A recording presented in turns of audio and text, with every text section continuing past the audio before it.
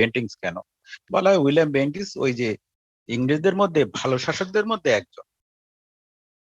ইংরেজদের সব শুধু যে বাংলাদেশে ব্যবসা করতে আসছিল, বেনিয়া এখানে শোষণ করেছে, নট অনলি দ্যাট, এরা কিছু কিছু সংস্কার কাজও করেছে। তার মধ্যে উইলিয়াম বেন্টিংস, লর্ড ডালহৌসি, ইতিহাসে দেখবে এগুলোর কিন্তু বেশ অবদান আছে আমাদের ভারতবর্ষে সংস্কারের ক্ষেত্রে।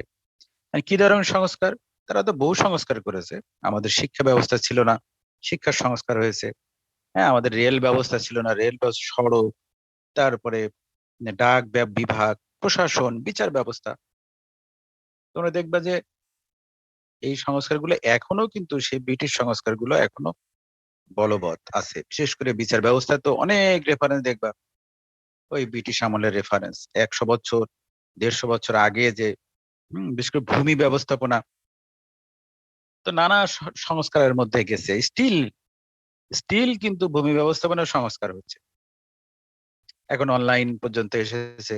এবং এটা খুবই জটিল একটা ভূমি ব্যবস্থাপনা। তো সেটা শুরু হয় সেই ব্রিটিশদের এখানে আসার সময় থেকে। তাদের টার্গেট ছিল তো খাজনা আদায় করা, কেমনে দুটো পয়সা এখান থেকে কামাই করবে, এইটা ছিল তার। এটা ব্যবসা করে হোক, সেটা রাজস্ব আদায় করে হোক, ভাড়া খেটে সৈন্য দিয়ে হোক, তারা ভাড়া ঘটেছে। মানে ফাইমের পক্ষে একজন আর মঞ্জুরালয়ের পক্ষে একজন, এরকম ভাড়া খাটা বলে। ওই সময় তোমরা জানো যে আমাদের ভারতবর্ষের মুঘল সাম্রাজ্য খুব দুর্বল হয়ে যায়।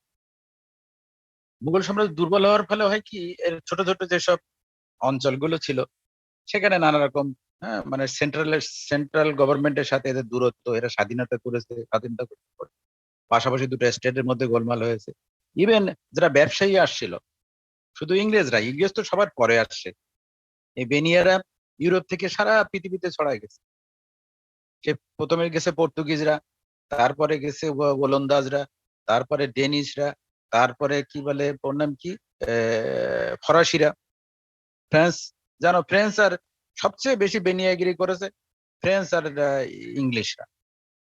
আর আমি গত ক্লাসে বোধহয় বলছিলাম, তুমি যদি ফ্রান্সের, তোমরা অনেকে ফুটবল পছন্দ করো আমি জানি, ক্রিকেট ফুটবল পছন্দ করো, ফুটবল টিম দেখবা ওয়ার্ল্ড কাপে যে ফ্রেঞ্চ টিম খেলে, 11 জনের মধ্যে 10 জন হচ্ছে কালো।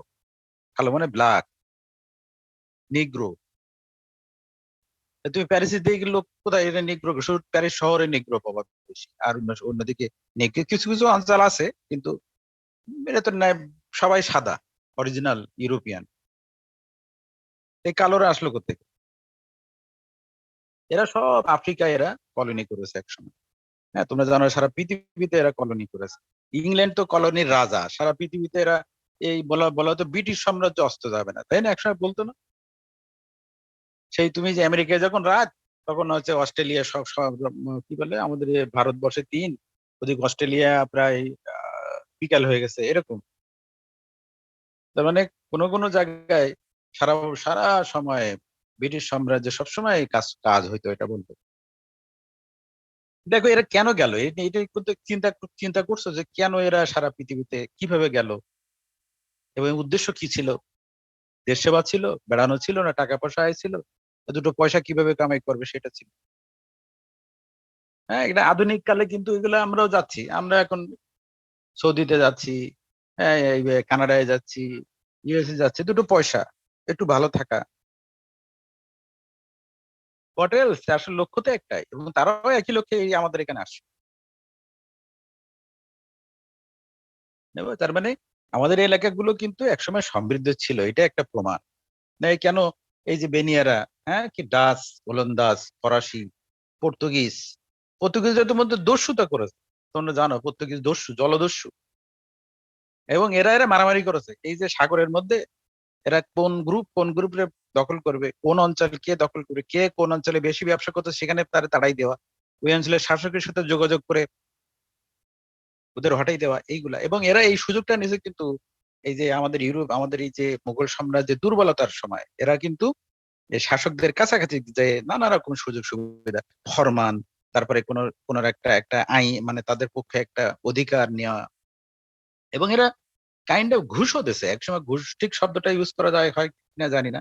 তোমরা ইতিহাসে দেখবা যে মুঘল সম্রাট, কোন এক মুঘল সম্রাটের খুব আত্মীয়, সে খুব অসুস্থ ছিল, তার চিকিৎসা হচ্ছিল না, সারতেছিল না ভারতীয় ডাক্তার দ্বারা। পরে ব্রিটিশরা করলো কি, তাদের একজন চিকিৎসক আনলো, মানে কি যেন ফিজিওথেরাপি টাইপের। সে ওই মোগল সম্রাটের সেই আত্মীয়ের সুস্থ করে দেয়, এবং আলটিমেটলি এটা মুঘল সম্রাট এত খুশি হয়ে যায়, তার একটা ফরমান দিয়ে দেয়। এবং একই ভাবে করেছে এই যে বাংলারও কোন এক শাসকের, হ্যাঁ, তারা অসুস্থ হলো, ওই সেই ডাক্তার আবার এসে সেখানে সেবা করলে সে খুশি হয়ে তাকে একটা অঞ্চলে খাজনা আদায় করতে দিল। মানে এইভাবে তার আস্তে আস্তে আস্তে স্লো অ্যান্ড স্টেডি সে ঢুকে গেছে, এবং এটাতে ওস্তাদ ছিল ব্রিটিশরা। এবং তোমাদের পলাশির যুদ্ধ যে দেখবা, হ্যাঁ, ক্লাইভ লয়েড যে বেইমানি, যে চকুলখড়ি, যে কি বলা খারাপ শব্দ সব বলো, সে ক্লাইভের ক্ষেত্রে বলা যায়। কিভাবে দেখো পলাশির সেই যুদ্ধে বাংলারে সূর্যের অস্তমিত হলো, তো নাটক শুনি, ইমোশনাল কথাবার্তা শুনি, কিন্তু ঘটনাগুলো কি ঘটছে? ক্লাইভ চতুরতার সাথে মাত্র দুই দুই দুই 2000 না, কি আগের দিন কে বলছিলে, 2500 বোধহয়, 2800 সৈন্য বোধহয় ছিল, 2000 ইউরোপিয়ান আর 800, 2000 সিপাহী আর 800 হচ্ছে ইউরোপিয়ান সৈন্য, ক্লাইভের সৈন্য মাত্র। আর 50,000 সৈন্য হচ্ছে সিরাজদৌল্লা। পরিণতি কি হলো? সিরাজদৌল্লা হেরে গেল এবং মৃত্যুবরণ করলো, তার মেরে ফেললো, তারই ঘনিষ্ঠ লোক তাকে মেরে ফেললো বেইমানি করে। মির্জাফর, মির্জাফরের ছেলে তাকে মেরে ফেললো। এই ঘটনাটা কি এমনি এমনি ঘটছে? ক্লাইভ চতুরতা, তার দূরদর্শিতা, দূরদর্শিতা শব্দটা ব্যবহার করা ঠিক হবে জানি না, আমরা ডিপ্লোমেসিতে অনেক সময় এখন আরেকটা দেশ দখল করা যদি ডিপ্লোমেসি মনে করো, তাহলে এটা বলতে পারো এটা ডিপ্লোম্যাটিক।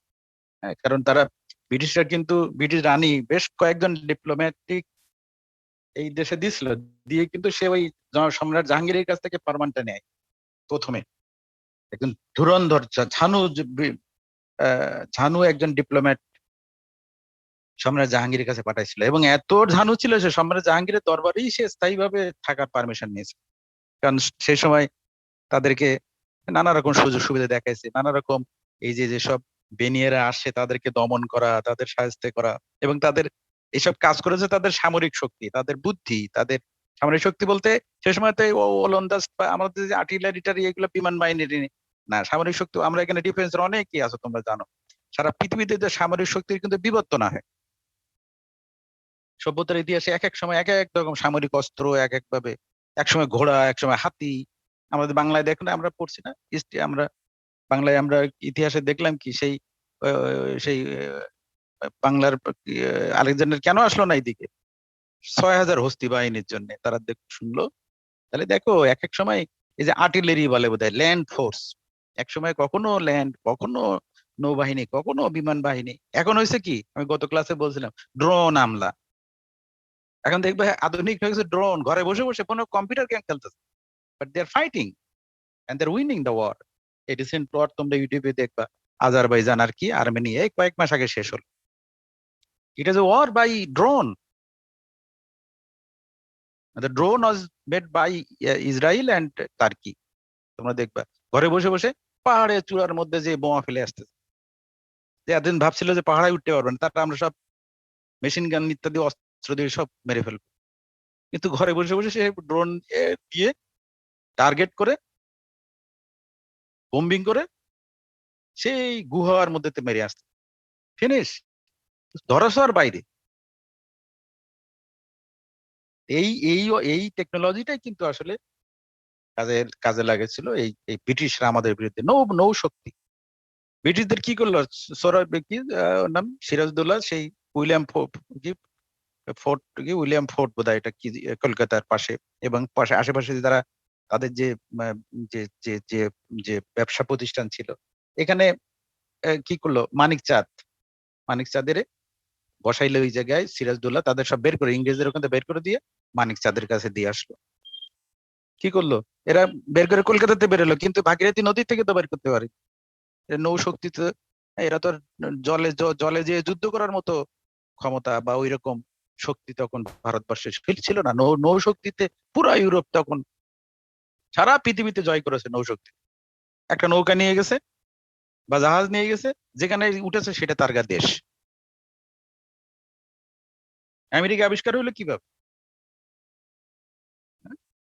কলম্বাস কি করলো, ভারতে যে আসতে চাইছিল, ভারতে টাকা পয়সা আছে, ব্যবসা আছে, ভারতে আসতে চাইছিল। সে উঠলো কোথায়? যে ওয়েস্ট ইন্ডিজ। ভাবছিল কি? ভাবছিল যে, হ্যাঁ মাহির কি ভাবছিল? ভাবছিল আমরা ইন্ডিয়া এসে পৌঁছাইছি, তাই না মাহির? ওয়েস্ট জি ইন্ডিজ, স্যার। তাই না? মানে হ্যাঁ, বা কি ভাবছিল ওই কলম্বাস, যে আমি ওই ইন্ডিয়া এসে পৌঁছাইছি। কিন্তু গেছে কোথায়? আমেরিকায়। জি স্যার।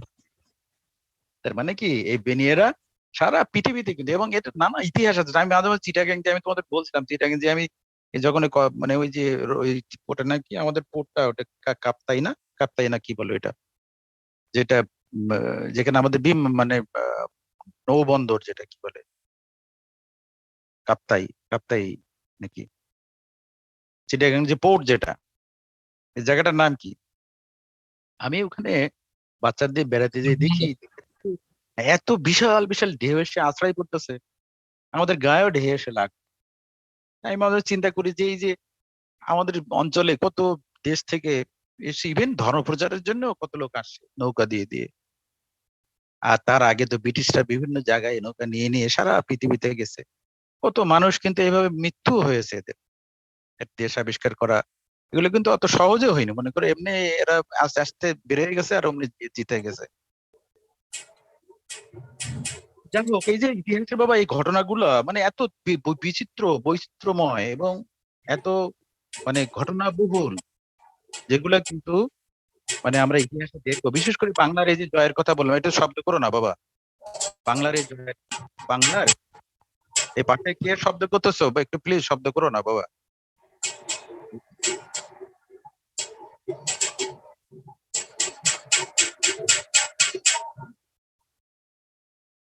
সাউন্ডটা কোথাতে হচ্ছে? আপিয়া, আপিয়া, আবরার, ইশতিয়াক, স্যার ইশতিয়াক আহমেদ রাফি। রাফি, বাবা একটু শব্দটা কম করো। ক্যাপ্টেন আসিফুর, দেখো তো বাবা, who is making the sound. Sir আপনি চাইলে মিউট করতে পারবেন। কেমনে বাবা? How can I do it? Sir ওই স্যার যে অপশন। পার্টিসিপেন্ট লিস্টে যাইলে করা যায়। তোমরা তো হেল্প করতে পারো? পোস্ট করতে পারবে স্যার এটা? সাউন্ডটা বোধহয় পাশের থেকে হচ্ছে, ওগুলো বোধহয় আউটের বাইরে।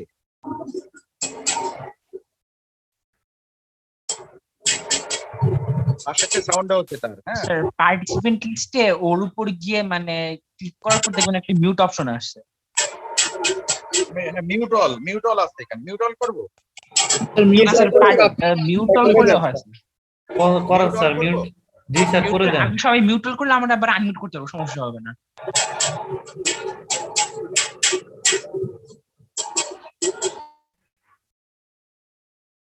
ঠিক আছে এবার হয়েছে স্যার।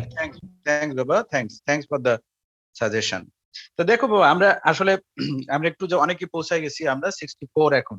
আমরা একটু জাস্ট এই পলাশির কথাটা বলে, আমি কি কি দিছি এগুলা তোমরা দেখো। ওই যে ফাইমের মাধ্যমে যে তোমাদের বা আমাদের সাদমান বা মাহির, ওর লিঙ্কটা আমার কাছে আছে। আমি যেগুলো আমার ধরেন তোমাদের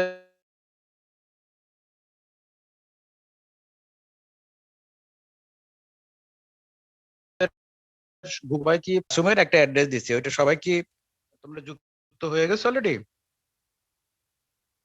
গুগল ক্লাসরুমে? জি স্যার জি আচ্ছা, স্যার। যারা হয়নি তারা একটু হয়ে নাও। দেখো ওখানে কিন্তু আমি কিছু টপিক দিছি, এই যে কথাগুলো বললাম, যে এই যে উইলিয়াম বেন্টিং এর সংস্কার, তারপরে আরেকটা কি দিলাম ওখানে, এর আগে তো যেগুলো দিছি এগুলো নতুন এখানে। হ্যাঁ, উইলিয়াম বেন্টিং এর সংস্কার, ন্যাশনাল মুভমেন্ট অফ ইন্ডিয়া। আমাদের 4টা প্রশ্ন কিন্তু ছিল এই দ্বিতীয় ধাপে।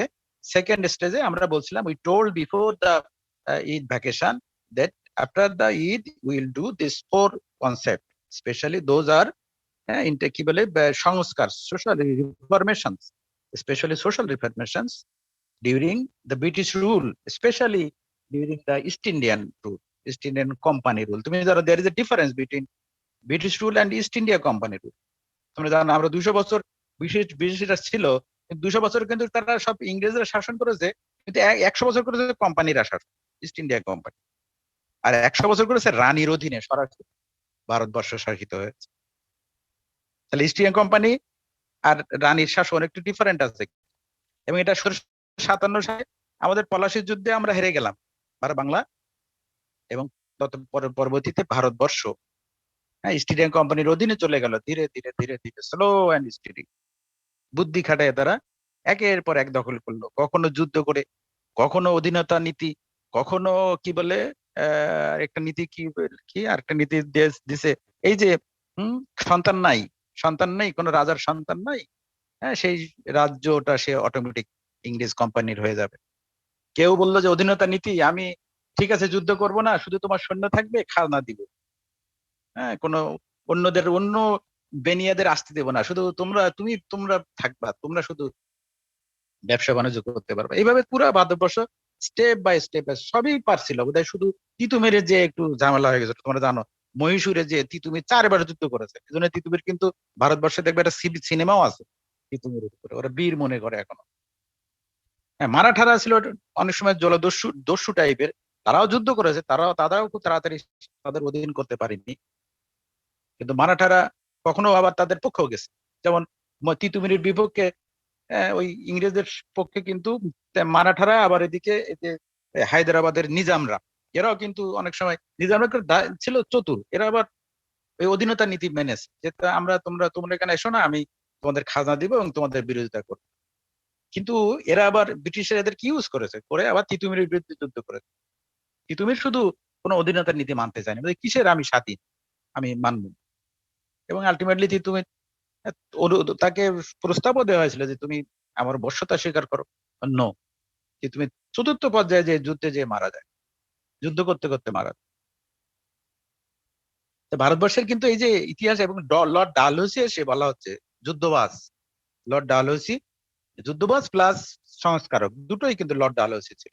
তোমরা জানো যে কয়জন আসছিল, তাদের মধ্যে বোধহয় ইম্পর্টেন্ট গুলোর মধ্যে নাম আমি, তোমরা ইস্ট ইন্ডিয়া যখন পলাশির পতন হলো, ক্লাইভ লয়েডের সেই দুঃশাসন, অনেকে বলে ক্লাইভ লয়েড বলে, আমি ক্রিকেটের ভক্ত, মাঝে মাঝে আমি ক্লাইভ লয়েড বলে ফেলি, তোমরা শুনুনি, তোমার অনেক আগে ক্লাইভ লয়েড বলে খুব বিখ্যাত ওয়েস্ট ইন্ডিয়ান ক্যাপ্টেন ছিল। হ্যাঁ, এটা আমাদের সময় খুবই বিখ্যাত ওয়েস্ট ইন্ডিয়ান ক্যাপ্টেন, বাংলাদেশেরও কোচ ছিল তো। তাই না? দেখো এখন এই ক্লাইভ চতুর ধুরন্ধর, সে কি করলো, যখন জয় করে, দেখো এরা কিন্তু পলাশী যখন জিতে গেল, এরা কিন্তু বাংলা শাসন নেয়নি হাতে, তারা ইচ্ছা করলো কিন্তু বাংলার নবাব না সুবিধার যাই বললো তারা শাসন করতে পারতো, কারণ এগুলো ডিফিটেড। হ্যাঁ, পলাশ কি বলে, সিরাজদৌল্লা হেরে গেল, সিরাজদৌল্লার পরে মির্জাফরের ক্ষমতায় বসাইলো, মির্জাফরের কিছুদিন পরে মির্জাফরের উল্টাপাল্টা করলে তারা বাদ দিয়ে তার জামাই মীর কাসিমরে বসাইলো। মীর কাসিম কিছুদিন দেখলো যে না, ইংরেজরা তো আমাদের শত্রু, সে যে একটু মাথা খাটাই কাজ করতে, নিজের পায়ে দাঁড়াইতে গেলে তারে সরাই দিল। প্রথম যুদ্ধে হেরে গেল, সে খাজনা দিয়ে আবার স্পষ্টতা স্বীকার করলো, পরে সে দ্বিতীয়বার যে সে গোপনে কি বলে অযোধ্যা, কি নবাব সুজাউদ্দৌলা আর যে কি বলে মোগল সম্রাট শাহ আলম, এদের সহায়তা নিয়ে বক্সারের যুদ্ধ করলো। এই জন্য বলা হয়, তুমি যে শীটটা দিছে আমি দেখবা, ইস্ট ইন্ডিয়া রুল যে শীটটা তোমাদের ইন্টারনেটে, মোবাইল, তোমাদের ইমেলে আছে এখন, ওখানে দেখবে বক্সারের যুদ্ধ পর্যন্ত আছে। এখানে বলা হচ্ছে যে ইস্ট ইন্ডিয়া রুল বক্সারের যুদ্ধ, আসলে শুধু বক্সারের যুদ্ধ না, ইস্ট ইন্ডিয়া রুল বক্সারের যুদ্ধের পরেই শুরু হয় অ্যাকচুয়ালি। কারণ বক্সারের যুদ্ধটাই ছিল প্রকৃত যুদ্ধ, যেটা বাংলা এবং ভারতবর্ষ একসাথে ইংরেজদের সাথে যুদ্ধ করে। অনেকে বলে যে পলাশী যদি বেইমানি করে হেরে থাকে, কিন্তু বক্সারের যুদ্ধে আসলে বেইমানি করে। তোমরা জানো বক্সার হচ্ছে সম্ভবত বিহারের কাছে, এবং তখন বাংলা বিহার একসাথে ছিল, এবং সেটাই ডিসাইসিভ ওয়ার ছিল, এবং ইংরেজরা তার দক্ষতা, তাদের সামরিক কৌশলে আসলে সেটাতে জিতে যায়। এবং এই জিতে যাওয়ার ফলে হলো কি, তারা যে পুরো বাংলার একছত্রতার রাজস্ব তারা দখলে নিল, তাদের টার্গেট ছিল টাকা। আমি আগেই বলছি, তারা তখনও তাদের টার্গেট ছিল না যে ভারতবর্ষ তারা শাসন করে, কিন্তু আস্তে আস্তে তাদের সাহস বেড়ে গেছে, পলাশী, তারপর বক্সার, তারপর আস্তে আস্তে সাহস বেড়ে গেছে, ওয়ান আফটার অ্যানাদার। এবং তখনও তারা কিন্তু বেনিয়ার দৃষ্টি ছিল যে আমরা খাজনার পর কেমনে টাকা পয়সা নিব, এই টাকা পয়সা নিয়ে তারা ওই এক পুতুল সরকার বসাইলো, মির্জাফরের ছেলে নিজামুদ্দৌলা, এগুলো পুতুল। হ্যাঁ, কিন্তু খাজনা নেওয়া রাজস্ব নিল তারা, রাজস্ব কোম্পানির আন্ডারে থাকবে, আর দেশ নামমাত্র শাসন করবে দল ক্যাপ্টেন ফাইন, ওই রাজা, ও পুতুল সরকার। হ্যাঁ, ইভেন ওর খাজনাও দিবে, ওই কোম্পানি টাকা দিবে, এবং কোম্পানি একটা কিছু অংশ লিগাল অধিকারের জন্য সেই সময়কে দুর্বল মাজা ভাঙ্গা যে ছিল, কি বলে মুঘল সম্রাট। হ্যাঁ, তোমরা জানো মুঘল সম্রাট আওরঙ্গজেবের পরে আরেকজনের কিন্তু নাম করার মতো কেউ নাই, এবং এরাই আসলে পরবর্তীতে এই যে ভারতবর্ষের যে দুর্বলতার কারণ বলতে পারো। সে লিগালিটিটা নিল সামান্য একটু খাজনা দিয়ে মুঘল সম্রাটে, আর প্রকৃত যে আয়ের রোজগার সেটা সম্পূর্ণ নিয়ন্ত্রণে গেল কোম্পানির হাতে। তারা কিন্তু প্রশাসনের ক্ষমতা তারা নিল না। এইটা বলে দ্বৈত শাসন। যে ক্লাইভের সময় দ্বৈত শাসন, দেওয়ানি লাভ এবং দ্বৈত শাসন, এবং এই যে টাকা পয়সা আয় করা এবং ক্ষমতা থাকলো বাংলার লোকের কাছে নামমাত্র পুতুল সরকারের কাছে। এটা করা হলো কি ৭৬-এর মনান্তর হইল। তোমরা শুনছো হয়তো, দেখবা ১ কোটি লোক মারা যায়, বলা হয় তখন বাংলার লোক ছিল ৩ কোটি। এসব ইতিহাসের কথা। ১ কোটি লোক না খেয়ে মারা যায় এই দেওয়ান, এই যে এই দ্বৈত শাসনের ফলে। কেননা টাকা পয়সা শোষণ করে সব নিত, শুধুমাত্র নামমাত্র কিছু দেওয়ানি, কিছু মামলা মোকদ্দমা চলার জন্য কিছু টাকা, এবং শুধু রাজস্ব ইংরেজদের হাতে, আবার নিরাপত্তাও ইংরেজদের হাতে, আর ওই পুতুল সরকার শুধু নামে বসে রাখছে। এটা হচ্ছে দ্বৈত শাসন। এবং এর ফলে ৭৬-এর মনান্তর হয়, এবং এই ৭৬-এর মনান্তর হওয়ার ফলেই কিন্তু অনেকটা বলতে পারো ইংরেজরা কিছুটা তাদের টনক নড়ে এবং এই ইংল্যান্ডে। কারণ এই ইস্ট ইন্ডিয়া কোম্পানি তো একটা কি কোম্পানি বলে, এগুলো কিন্তু জনগণও এই কোম্পানির শেয়ার কিনতে পারে, আমাদের দেশে যেরকম আছে। এবং ওই ব্রিটেনের রানীও নাকি ইস্ট ইন্ডিয়া কোম্পানির শেয়ার হোল্ডার ছিল, ফলে তারা কোনো না কোনো ভাবে যুক্ত ছিল। এবং ইস্ট ইন্ডিয়া কোম্পানির এরপরে এটা কি ব্যাংকের টাকা পয়সা চাইতে যায় না, লোন, মানে এত ক্ষতিগ্রস্ত হয় তারা লোনের জন্য ওখানে ব্যাংকের কাছে যায়। তখন কোম্পানি এই কোম্পানিরে কিছুটা নিয়ন্ত্রণ করা শুরু করে ইংরেজ, মানে ব্রিটিশ সরকার সরাসরি, যেহেতু তাদের ব্যাংকের থেকে লোন নিচ্ছে, এরকম ঘটনা। এখন আর সাথে সাথে তারা কিছু ভালো শাসক এখানে দেয়, যেমন ওয়ারেন হেস্টিংস, লর্ড কর্নওয়ালিস, এরপরে কি Lord Wellesley, Lord William Bentinck, Lord Dalhousie, এই 1857 সাল পর্যন্ত।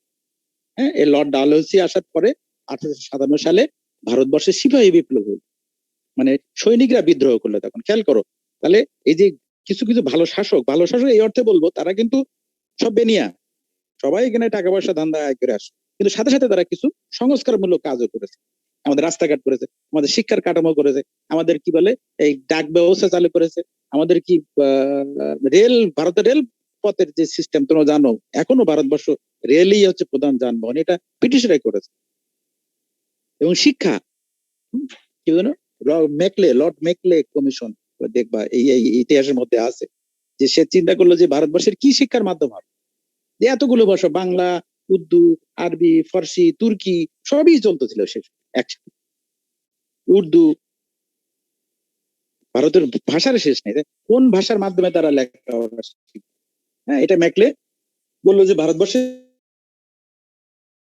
যে ভাষাগুলো আছে এগুলো কি উচ্চশিক্ষার জন্য উপযুক্ত না। এটা কিন্তু অনেকে বলে যে আমার ধ্বংসের শুরু এটা, আবার অনেকে বলে না আমরা আসলে ইংরেজি ভাষা শিখে আমাদের এগিয়ে গেছে। It is still a debate, it depends how you want to see language. কারণ অনেকে বলে যে ইংরেজি একটা আন্তর্জাতিক ভাষা, আমরা শিখলে সমস্যা কি, আমরা তো শুধু ইংরেজি কথা বলতে পারি, আমরা ইউরোপের, জাপানে, চীনে, জার্মানিতে, ইউরোপে এরা তো ইংরেজি ভালো বলতে পারে না, আমরা তো ওদের চেয়ে এগিয়ে আছি।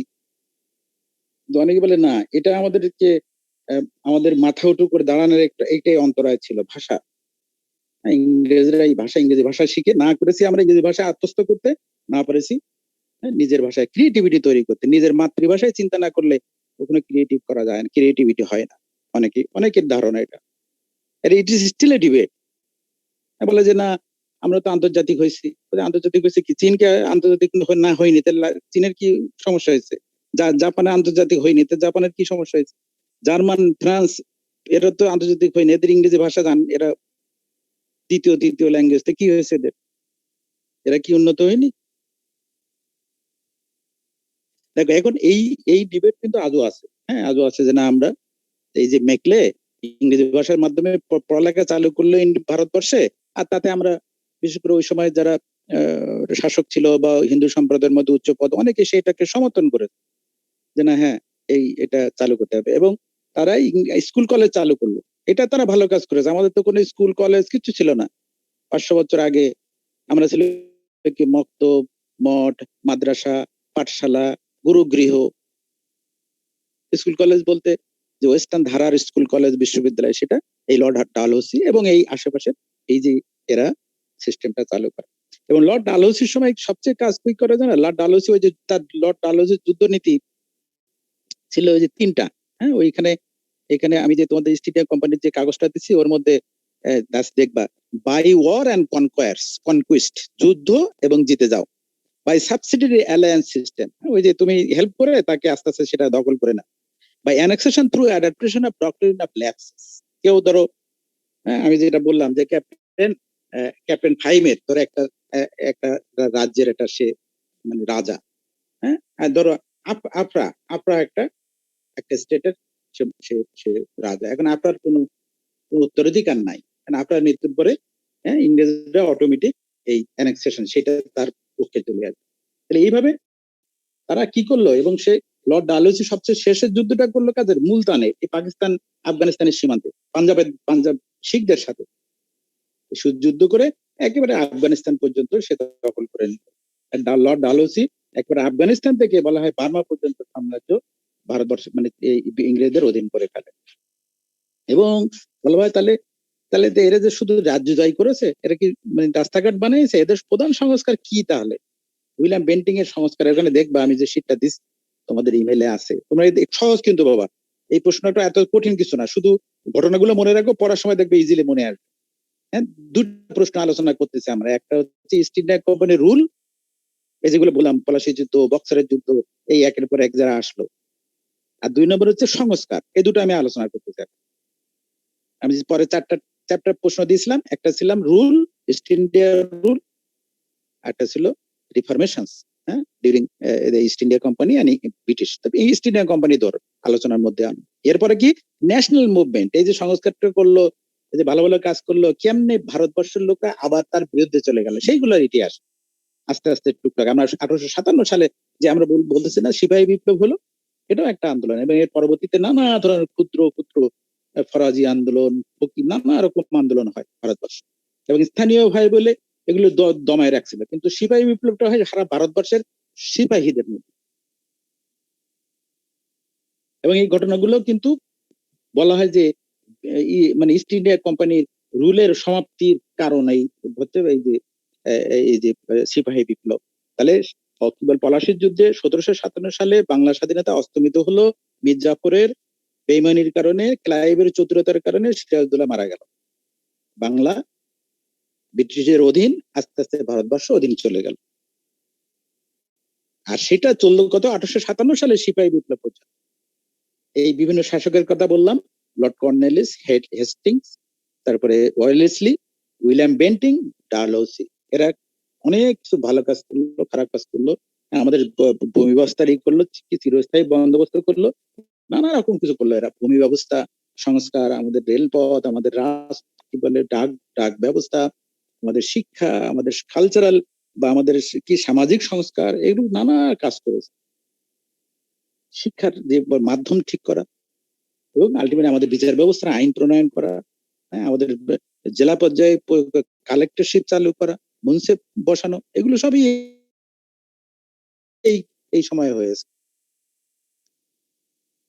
কিন্তু এর কি যে বলবো তাহলে এত ভালো কাজ তো হয়েছে, কেন আবার বিদ্রোহ হলো? এই বিদ্রোহটা নিয়ে অনেকেই নানা কথা বলবে, যে 1857 সালে বিদ্রোহটা কি, সিপাহী বিপ্লবের ঘটনাটা কি হলো? অনেকে বলছে যে শুকুরের মাংস আর গরুর চর্বি, এটা তোমরা অনেকে জানো এই ঘটনাটা, যে বুলেটের মধ্যে শুকুরের মাংস আর কাটিজের মধ্যে নাকি শুকুরের মাংস, কিন্তু আসলে কি সত্যি শুকুরের মাংস গরুর মাংস মানে হিন্দুদের আর মুসলমানদের খেপাই তুলেছে? কিন্তু এটা বলে এর পিছনে অনেক কারণ ছিল। একটা বড় কারণ ছিল সিপাহীরা সিপাহী পন্থ হইতে পারে, এরপরে মাতব্বর যারা হবে, বড় লিডার কমান্ডার, এর সব হবে ইংরেজরা, হ্যাঁ, বা কোনো বড় পদে যাইতে পারবে না বা ইন্ডিয়ানরা, ভারতবর্ষেরা নানা বৈষম্য সমাজে ছিল। চিরস্থায়ী বন্দোবস্তের ফলে জমিদাররা জমি হারাইলো, কৃষকরা জমি হারাইলো, হ্যাঁ, যে মানে দেখা গেল সমাজের মধ্যে যে একটা প্রতিষ্ঠিত এস্টাবলিশ কাঠামো ছিল, জমিদার ছিল, সেখানে তার একটা সিস্টেম ছিল, সেখানে সে গরিবদের খাবার দিত, পুকুর দিত, স্কুল কলেজ বানাইতো, পুরো সিস্টেম গুলো এরা একের পর এক সংস্কারের ফলে সব ধ্বংস হয়ে গেল। একটা কমন সিস্টেম আসতে চাইলো, ফলে প্রচলিত যে বিভিন্ন শ্রেণীর মানুষ সবাই তাদের বিপক্ষে একটার পর একটা চলে যায়। সবচেয়ে ভালো খারাপের জন্য গেছে, হ্যাঁ, তাদের নিজেদের স্বার্থ গেছে, কিন্তু সরকার ব্রিটিশরা হয়তো সেটা ভালোর জন্যই করেছে, কিন্তু ক্ষতিগ্রস্ত হয়েছে তো বিভিন্ন শ্রেণীর বিভিন্ন পর্যায়ের মানুষ, এবং এরা দিনে দিনে পুঞ্জীবিত ক্ষোভ তাদের হইতে থাকে, এবং এটার প্রকাশ ঘটে বলা হয় আমাদের কি বলে এই সিপাহী বিপ্লবের মাধ্যমে। এবং এইটার সিপাহী বিপ্লবের হওয়ার পরেই আসলে রানী তারা তারা পার্লামেন্টে তারা এই ডিবেট করে এবং তারা কমিটি গঠন করে এবং সেখান থেকে তারা এই যে সরাসরি রানীর অধীনে এই ভারতবর্ষ যায়। এবং তারপরে তো তোমরা জানো যে 100 বছরের ইতিহাস এবং মহাত্মা গান্ধীর নেতৃত্বে ভারতবর্ষ, বিশেষ করে জওয়াহরলাল নেহরু আর পাকিস্তানের জিন্না, এরা কংগ্রেস নেতৃত্ব দেয় শেষ পর্যন্ত এবং ভারতবর্ষ কি ডিভিশন শুরু হয়। এটা আমাদের প্রশ্ন, হ্যাঁ, ডিভিশন অফ ইন্ডিয়া।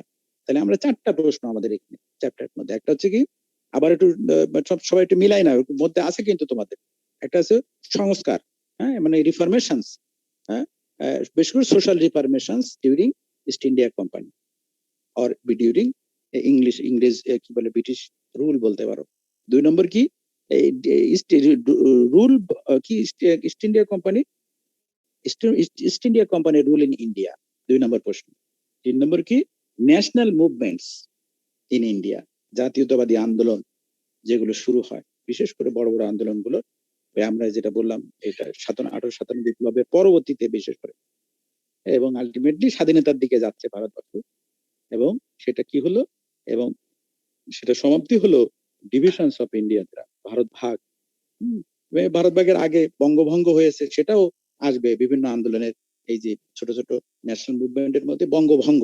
আমরা জানো যে 1905 সালে বোধহয় এই যে বাংলা আর পশ্চিমবাংলা পূর্ব বাংলা, হ্যাঁ, এটা 2 ভাগে হয়ে যায়। হ্যাঁ, এটা শাসন কার্যের জন্য তারা ছোট ছোট কি জানো, আমাদের এই যে কি বলে, আমাদের ঢাকা বিশ্ববিদ্যালয়ের ওই সায়েন্স ফ্যাকাল্টি গুলোর নাম কি জানো, কার্জনের সময়, লর্ড কার্জন এই সময় এই বঙ্গভঙ্গ হয় সম্ভবত।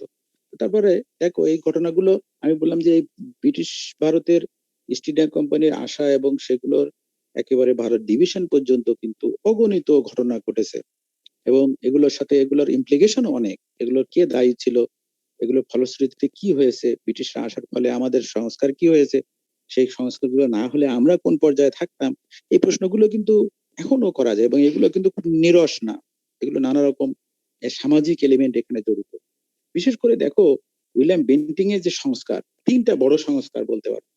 একটা হচ্ছে বিধবা, তোমরা জানো সতীদাহ প্রথা ছিল, এই যে কি জানো, মানে সতীদাহ না, এই যে আমাদের করতো যে নারীরা, মানে এটা দীর্ঘদিন ধরে আমাদের কালচার ছিল এটা, যে হিন্দু সম্প্রদায়ের নারীরা যদি স্বামী মারা যেত তখন মানে হাজবেন্ডের চিতায়, হ্যাঁ, তার ওয়াইফকে তাকে সাজাই গোছাই দেওয়া হতো, তাই না? এবং জ্বলন্ত চিতায় সে, এটাকে বলে বলা হতো কি, এটা হচ্ছে তাদের, হ্যাঁ, এটা ঐতিহ্য, তাই না? এবং এটাকে একটা কুসংস্কার।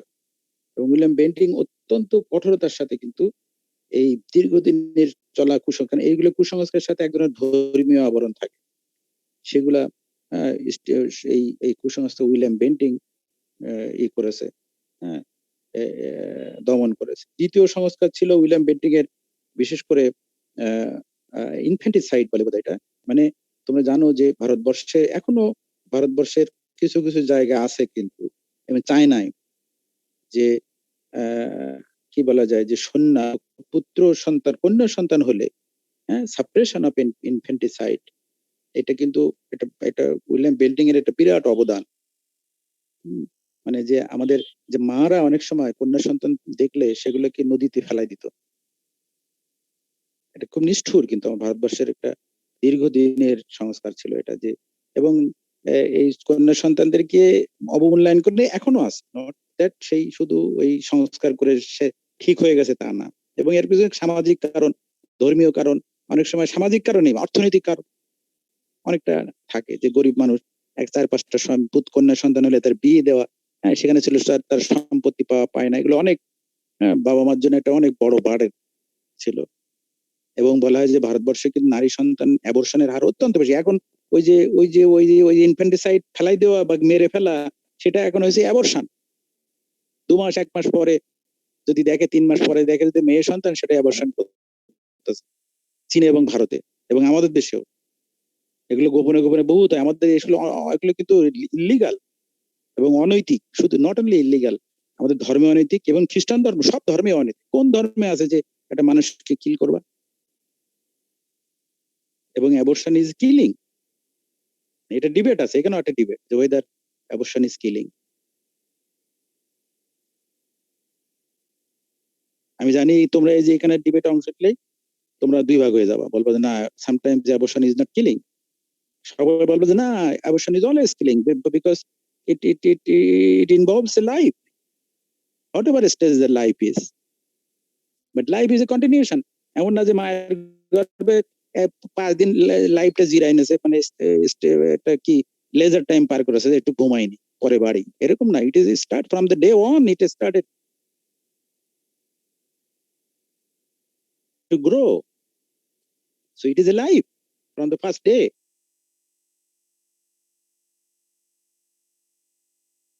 And দেখো এইগুলা কিন্তু এখনো এই ডিবেটটা আছে কিন্তু, যে এখন ভারতবর্ষ এবং চীনে কিন্তু কত পরশুদিন দেখবো, আমি 3-4 দিন আগে দেখলাম বাবা, এটা কি 3 সন্তান নীতি হয়েছে, তাই না?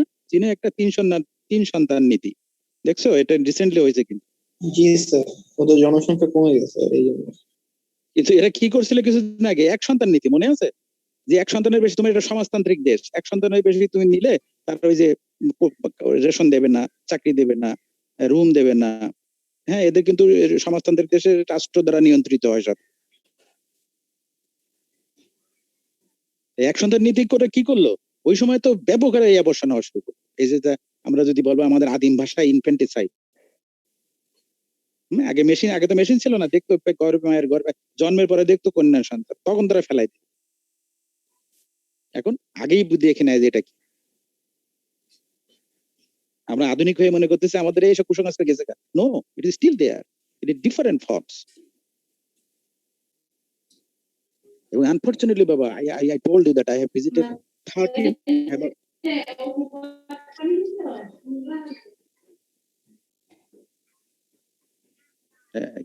বাবা কেউ কিছু বলতেছে?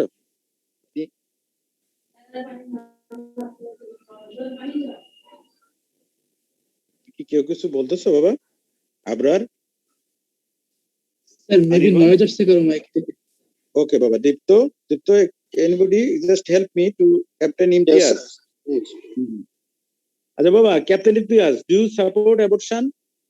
What do you think that it is ethical sometimes and not, it is not always ethical but sometimes ethical? What is your opinion?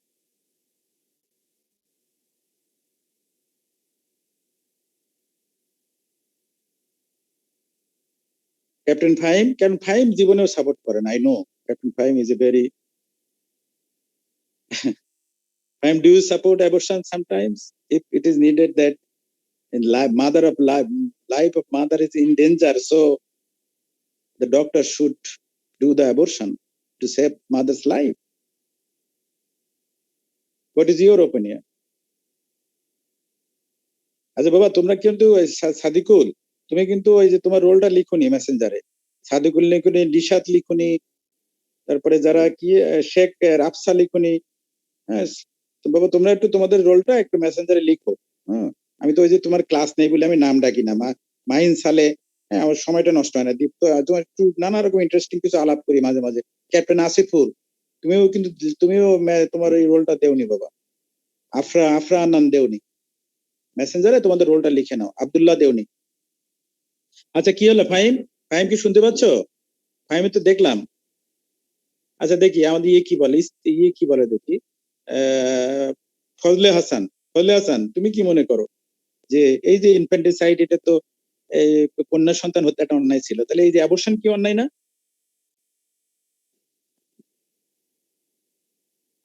আপনারা কি মনে করো?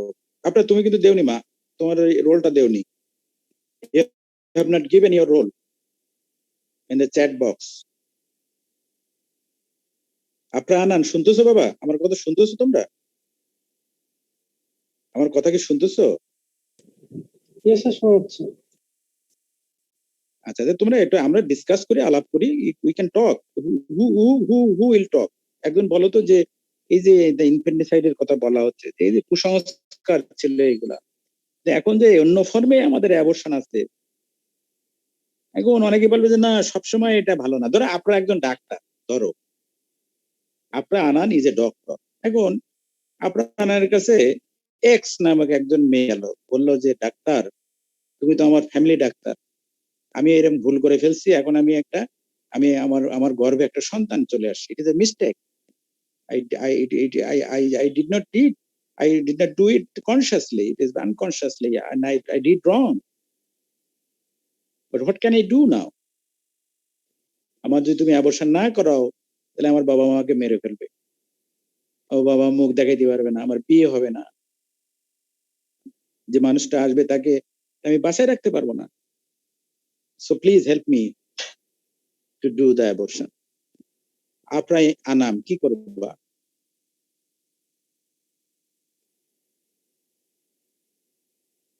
আপনারা বলবে না। আব্দুল্লাহ কি করবা? আব্দুল্লাহ এখন সবার সামনে আসো, তুমি ডাক্তার, কি করবা? স্যার অনেক কনফিউজিং ব্যাপার। দীপ্ত কি করবা? হ্যাঁ, করবা, হ্যাঁ তুমি সাপোর্ট করতে। আচ্ছা তাহলে তুমি কি captain Asif, do support it? Sometimes it is required, sir. No? Sir, sometimes it is required, sir. So if I see the situation is very worse, then have support.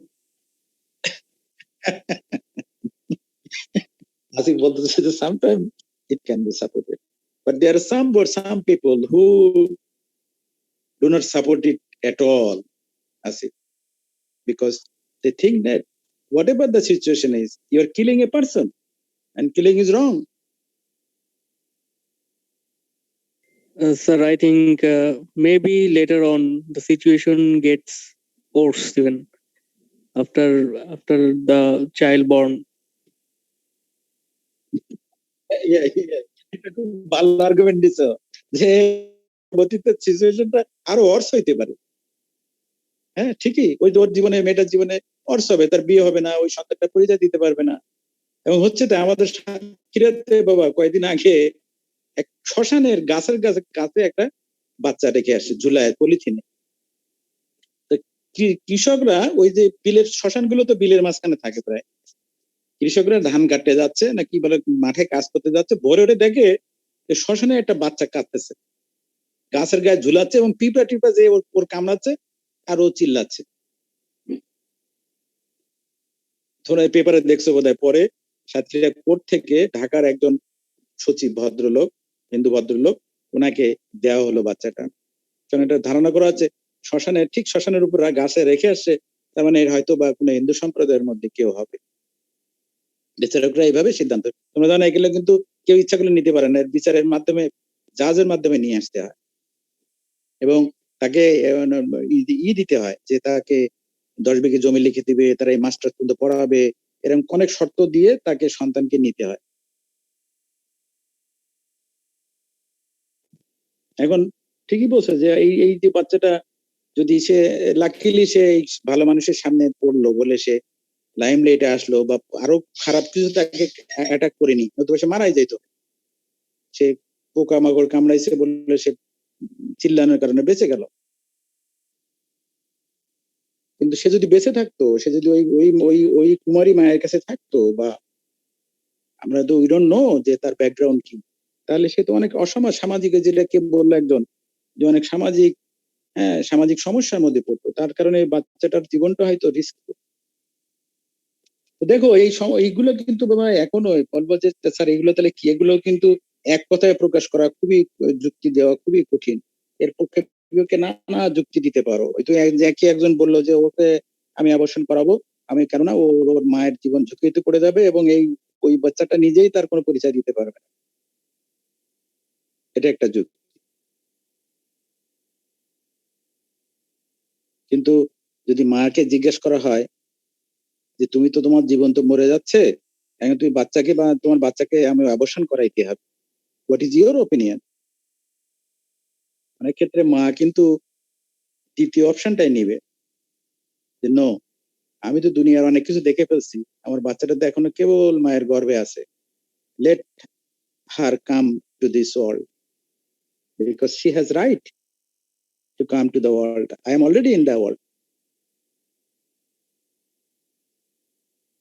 Right কার বেশি, যে এখানে আছে তার, যে এখনো দেখিনি বেশি? এটাও না আরেকটা অধিকার। এখন বলবো যে রাইট হয় মানুষ সিটিজেন হলে, বা মানুষের, যখন মানুষ হিসেবে আমরা তাকে কাউন্ট করি, কারণ সে যে পৃথিবীতে আসেনি, সে তো মানুষই কি, আমরা whether he is a foetus or a 3 months baby is a human being. When life start?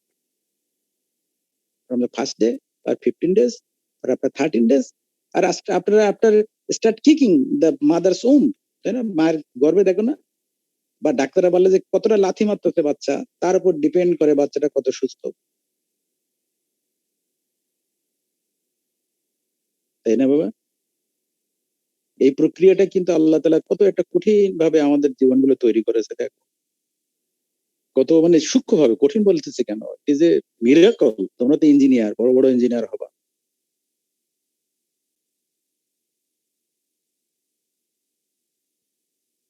তো দেখো বাবা, এই যে আমি জাস্ট ওখানে স্টাক করে গেলাম। আচ্ছা, এটা তো ইজ ইনফ্যান্টিসাইড, যে তোমরা বলছো যে সুযোগ আসলে আমরা একটু ফিলসফি কনসেপ্ট আনবো, তাই আমি আনলাম অ্যাবর্শন একটা philosophical concept, not only philosophical, social concept. পৃথিবীতে বহু দেশে কিন্তু বিশেষ করে নারীবাদী আন্দোলন বা অনেক কিছু বড় বড় কিন্তু মানে কি রেভলিউশন বা বড় বড় গভর্নমেন্টের চেঞ্জ হয়ে যায় একটা ইস্যু নিয়ে কেন্দ্র করে, এই যে পলিসি।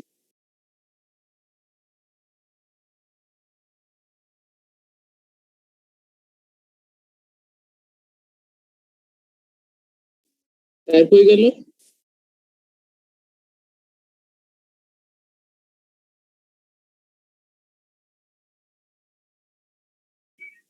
আসছে স্যার, আসছে।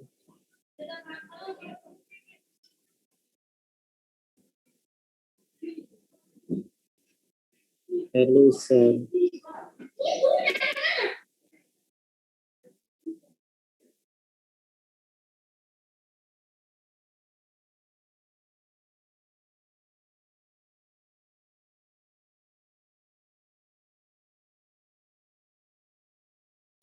স্যারের মাইক মিউট করা।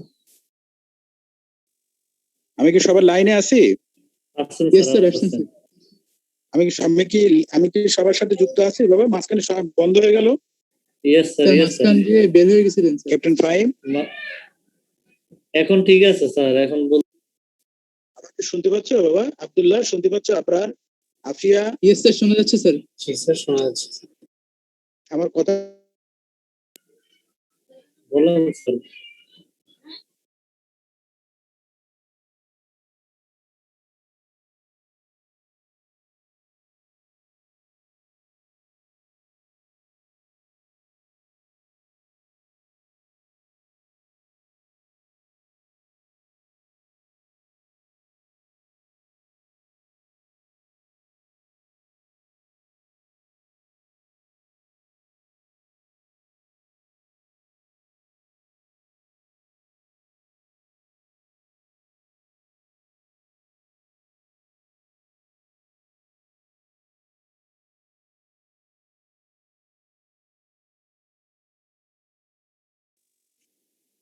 আমি কি আবার আসছি, লাইন ভিতরে আসছি? শুনতে পাচ্ছ সবাই? জি স্যার, শোনা যাচ্ছে স্যার। ইয়েস স্যার, আসছেন স্যার আবার। বাবা এটা বারবার কেটে যাচ্ছে কেন? আমার এই কানেকশনটা বোধহয় খুব খারাপ আজকে, নেট ইস্যু স্যার, সমস্যা হচ্ছে হয়তো বা।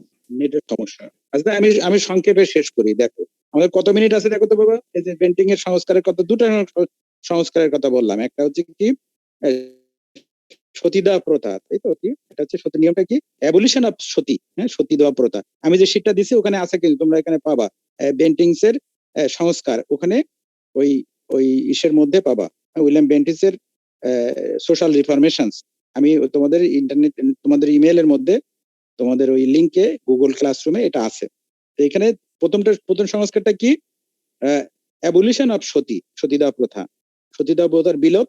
2 নম্বর হচ্ছে সাপ্রেশন অফ ইনফেন্টিসাইড, হ্যাঁ, মানে ওই যে শিশু সন্তান, ইনফ্যান্ট গার্ল চাইল্ডকে ফেলে দেওয়া, মেরে ফেলা, হ্যাঁ, বিশেষ করে কিছু কিছু ট্রাইবদের মধ্যে এটা খুবই চালু ছিল ইন্ডিয়ার, এবং এগুলোকে খুব কঠোর হস্তে এই 1804 সালে, এটা 1807 সালের দিকে এই যে উইলিয়াম বেন্টিং এটা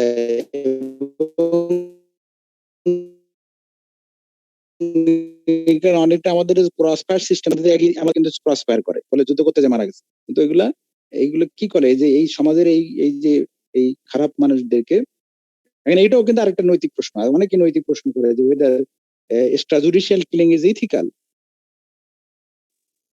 স্যার আপনার স্যার ক্লাস যে কোডটা দেখছো একটু স্যার তোমাদের বলবেন? আরেকটা পয়েন্ট বলো। স্যার ক্লাস কোডটা স্যার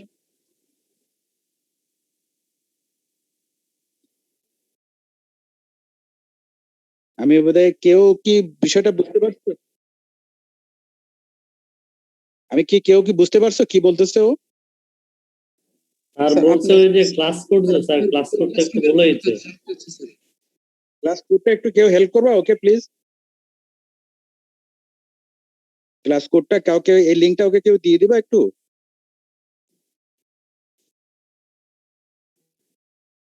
স্যার মনে নাই আমার, এটা কি আছো কেউ? এটা আমি দিতে গেলে কি আমি লাইনে কেটে বেরোয় যাবো না, নাকি লাইনে থাকতে পারবো? না স্যার থাকতে পারবেন, অসুবিধা নেই। আমি কি লাইনে কি থাকতে পারবো, নাকি বেরোয় যেয়ে তারপর দিতে হবে? ফয়সাল, থাকতে পারবেন দীপ্ত? স্যার। আমি কি বেরোনো লাগবে আমার, নাকি এটা দিতে পারবো? না স্যার, আপনি লগ ইন অবস্থায় দিতে পারবেন আচ্ছা স্যার। আচ্ছা, কি যে যে চাচ্ছ ওর কি এখন কি লাইনে ঢুকতে পারছো? জি স্যার, আমি স্যার আছি স্যার। আচ্ছা, স্যার আমি মনে হয় দিতে পারবো স্যার। একটু দেখো তো, তুমি একটু আমাদের এই যে মেসেঞ্জার বলে এই চ্যাটে দিয়ে দাও তো লিঙ্কটা, কেউ পারো একটু ঢুকে। আচ্ছা, তাহলে আমরা শেষ করি। থার্ড হচ্ছে কি ঠগি। হ্যাঁ, কি সাপ্রেশন আর ঠগি না কি বলে এটা, ঠগি দমনের সিনেমাও আছে কিন্তু, আমির খান না কার নিয়ে একটা ছবি আছে, ঠগি দমন। তো সে সময় কি ছিল, ঠগিরা সাধারণত ছিল, এরা ছিল এক শ্রেণীর যারা দস্যু, হ্যাঁ, যারা রাত্রের বেলা বিশেষ করে বলা হতো যারা এরা হচ্ছে দুর্গার উপাসক ছিল, কালীর উপাসক ছিল ঠগিরা, এবং এটা ডাকাত বাংলায় যদি বলো। হ্যাঁ, স্যার এদের চ্যাট বক্সে পেশায় দিছি ছিল স্যার। খুন করা এবং মানুষের সর্বস্ব লুটে নেওয়া। এবং এই ঠগি দমন ও সতীদাহ প্রথা, বা আমাদের এই যে আরেকটা যে বললাম যে কন্যা সন্তান মৃত্যু, কন্যা সন্তানকে হত্যা করা, এরকম যে কুসংস্কার ছিল, সেই কুসংস্কারের সাথে ঠগি দমনও কিন্তু, যেটা আমাদের দেশে যে সন্ত্রাস দমন, আমি একটু আগে বলতেছিলাম যে এক্সট্রাজুডিশিয়াল কিলিং যেটা বলি আমরা, বিচার বহির্ভূত হত্যা, এটাকে আমরা ক্রস ফায়ারও বলে আমাদের দেশে। শুধু আমাদের দেশে না, পৃথিবীর অনেক দেশে কিন্তু এই ক্রস ফায়ার কনসেপ্ট আছে। হ্যাঁ, যারা সমাজের কিছু কিছু ধর্ষক, অনেক ধর্ষক আছে যারা তার নেশা পেশাই হচ্ছে ধর্ষণ করা, তো তাকে বলা হয় যে এ তো জেলের থেকে বেরোলে আবার ধর্ষণ করবে, তো ওরা মেরে ফেলে। বা একটা খুনি, যে সব খুন করায় তার নেশা, টাকা দিলে খুন করে, তো ওরা নিজেই খুন করে ফেলে, তাহলে তো আর খুন করবে না। এটা হচ্ছে আমরা নানা নামে সারা পৃথিবীতে এখন এটা চালু আছে। এখন এখানেও কিন্তু নৈতিক প্রশ্ন আছে যে whether extrajudicial killing is ethical.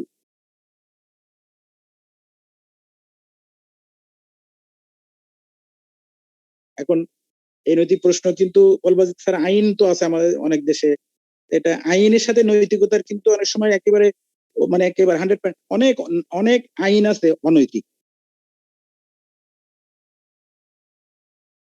সুতরাং নৈতিকতার সাথে আইনের একটা সম্পর্ক থাকতে পারে, বাট এই connection is not necessary. Sometimes ব্যতিক্রমও হইতে পারে। পৃথিবীতে অনেক দেশে কিন্তু ক্যাপিটাল পানিশমেন্ট নাই, ইভেন মানে এক্সট্রাজুডিশিয়াল কিলিং বাদ দাও, মানে বিনা বিচারে হত্যা, সেটাকে এক্সট্রাজুডিশিয়াল কিলিং, কিন্তু বিচার করেও হত্যা অনেক দেশে নাই, যেটা ক্যাপিটাল পানিশমেন্ট বলে। পৃথিবীতে বহু দেশ কিন্তু বাবা ক্যাপিটাল পানিশমেন্ট তুলে দিয়েছে, যে না না, এই যে আমাদের বিচারপতি ধরো আসিফুর, ক্যাপ্টেন আসিফুর ধরো বিচার বলছে না, ক্যাপ্টেন আসিফুর কি জীবন দিচ্ছে মানুষের? ক্যাপ্টেন আসিফুর কিসের বিচার করে মানুষের জীবন? আল্লাহ তাআলা জীবন দিচ্ছে। সুতরাং কারণ মানুষ, ক্যাপ্টেন আসিফুর তার শাস্তি দিতে পারে সর্বোচ্চ। নিউজিল্যান্ডে যে লোকটা 50 জন মুসলমানের শুক্রবারে মসজিদে মেরে ফেললো, ক্যাপ্টেন আসিফ, জানো তার কি শাস্তি হয়েছিল বাবা? নিউজিল্যান্ডের ইতিহাসে সর্বোচ্চ শাস্তি হয়েছে কি জানো? জীবনের শেষ দিন পর্যন্ত জেলে থাকতে হবে। এটা নিউজিল্যান্ডের ইতিহাসের সর্বোচ্চ শাস্তি।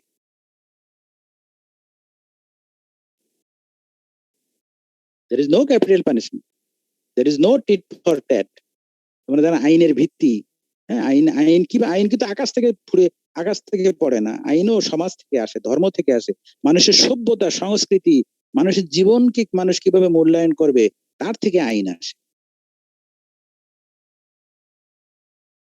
এটা বলে জুরিসপ্রুডেন্স। দ্য ফিলোসফি অফ ল।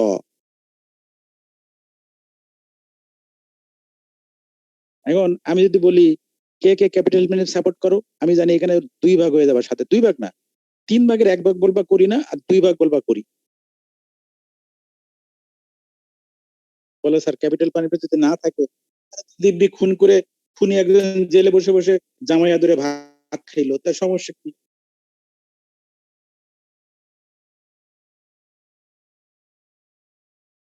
অনিন্দ কি মনে করো বাবা, ক্যাপিটাল পানিশমেন্ট সাপোর্ট করো তুমি? Do you support capital punishment?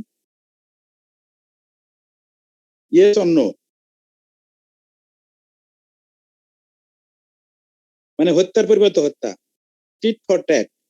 তোমার গাল বাম গালে কেউ চড় মারলো, তুমি গাল ডান গালে একটা চড় মারো। এটা হচ্ছে ভিত্তি। তোমার জীবন কেউ নিয়ে নিলো, তোমার আত্মীয় স্বজন মামলা করে তার জীবন নিয়ে নিল, এটা হচ্ছে ভিত্তি আইনের। দেখো পৃথিবীর বহু দেশে, বেশিরভাগ দেশে কিন্তু এই আইন এখন উঠে গেছে। কেন? বলা হচ্ছে যে আইনের যে ভিত্তি, সেই ভিত্তিটা আসলে কোনো কাজ হয় না। এটা কেন বিচার, এই শাস্তিটা কেন অনিন্দ, এই শাস্তিটা কেন অনিন্দ চাচ্ছে যে এইটা যদি না দেওয়া হয় তাহলে সমাজে অনেক খুন খারাপি বেড়ে যাবে। বিনীতা বললো যে যেসব দেশে ক্যাপিটাল পানিশমেন্ট আছে সেই দেশে তো খুন খারাপি কমেনি,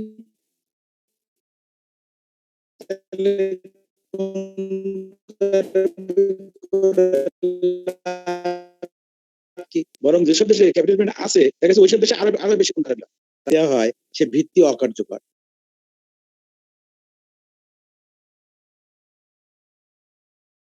দেখো এরকম যুক্তি কিন্তু বহুত আছে।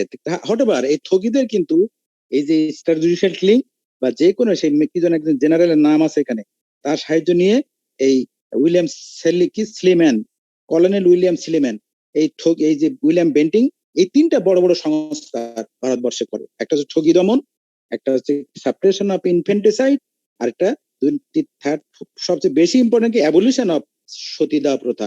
দেখো এর সাথে আরেকটা বড় সংস্কার কিন্তু লর্ড ডালহৌসি করেছে। সেটা কি? মানে যে সতী মানে বিবাহ, এটা আমাদের ঈশ্বরচন্দ্র বিদ্যাসাগর আমাদের ভারতবর্ষে দীর্ঘদিনের একটা সংস্কার ছিল, এখনো আছে। কিন্তু এখনো যারা গোড়া পন্থী, যারা এগুলা এই যে গোড়াপন্থী, কিন্তু অনেকেই কিন্তু আমাদের মুসলমানদের মধ্যে স্বামী মরে গেলে না ওর স্মৃতি, ওই মরা স্মৃতি নিয়ে সারা জীবন থাকে, এটাকে অনার করে সমাজে। ও এত ভালো। এটা কিন্তু সোসাইটি থেকে একটা মানুষ 20 বছর 22 বছর একটা মানুষ সারা জীবন কষ্ট পাবে একা একা। এটাকে আমরা খুব ভালো বলতেছি। এখন বলবো স্যার কেউ যদি ইচ্ছা করে তা what is the problem, what is your problem? কিন্তু এটা যখন সামাজিক ভাবে মানুষকে চাপাই দেওয়া হয়, দ্যাট ইজ রং। যেটা এই যে ভারতবর্ষে ছিল যে সতীদাহ, যে বিধবারা সারা জীবন বিয়ে করতে পারবে, সে 20 বছর হোক আর 50 বছর। এটাকে লর্ড ডালহৌসি এবং ঈশ্বরচন্দ্র বিদ্যাসাগর এবং মানে ওই সময়ের যে সব, বিশেষ করে ভারতবর্ষের যেসব শিক্ষিত সমাজ ছিল,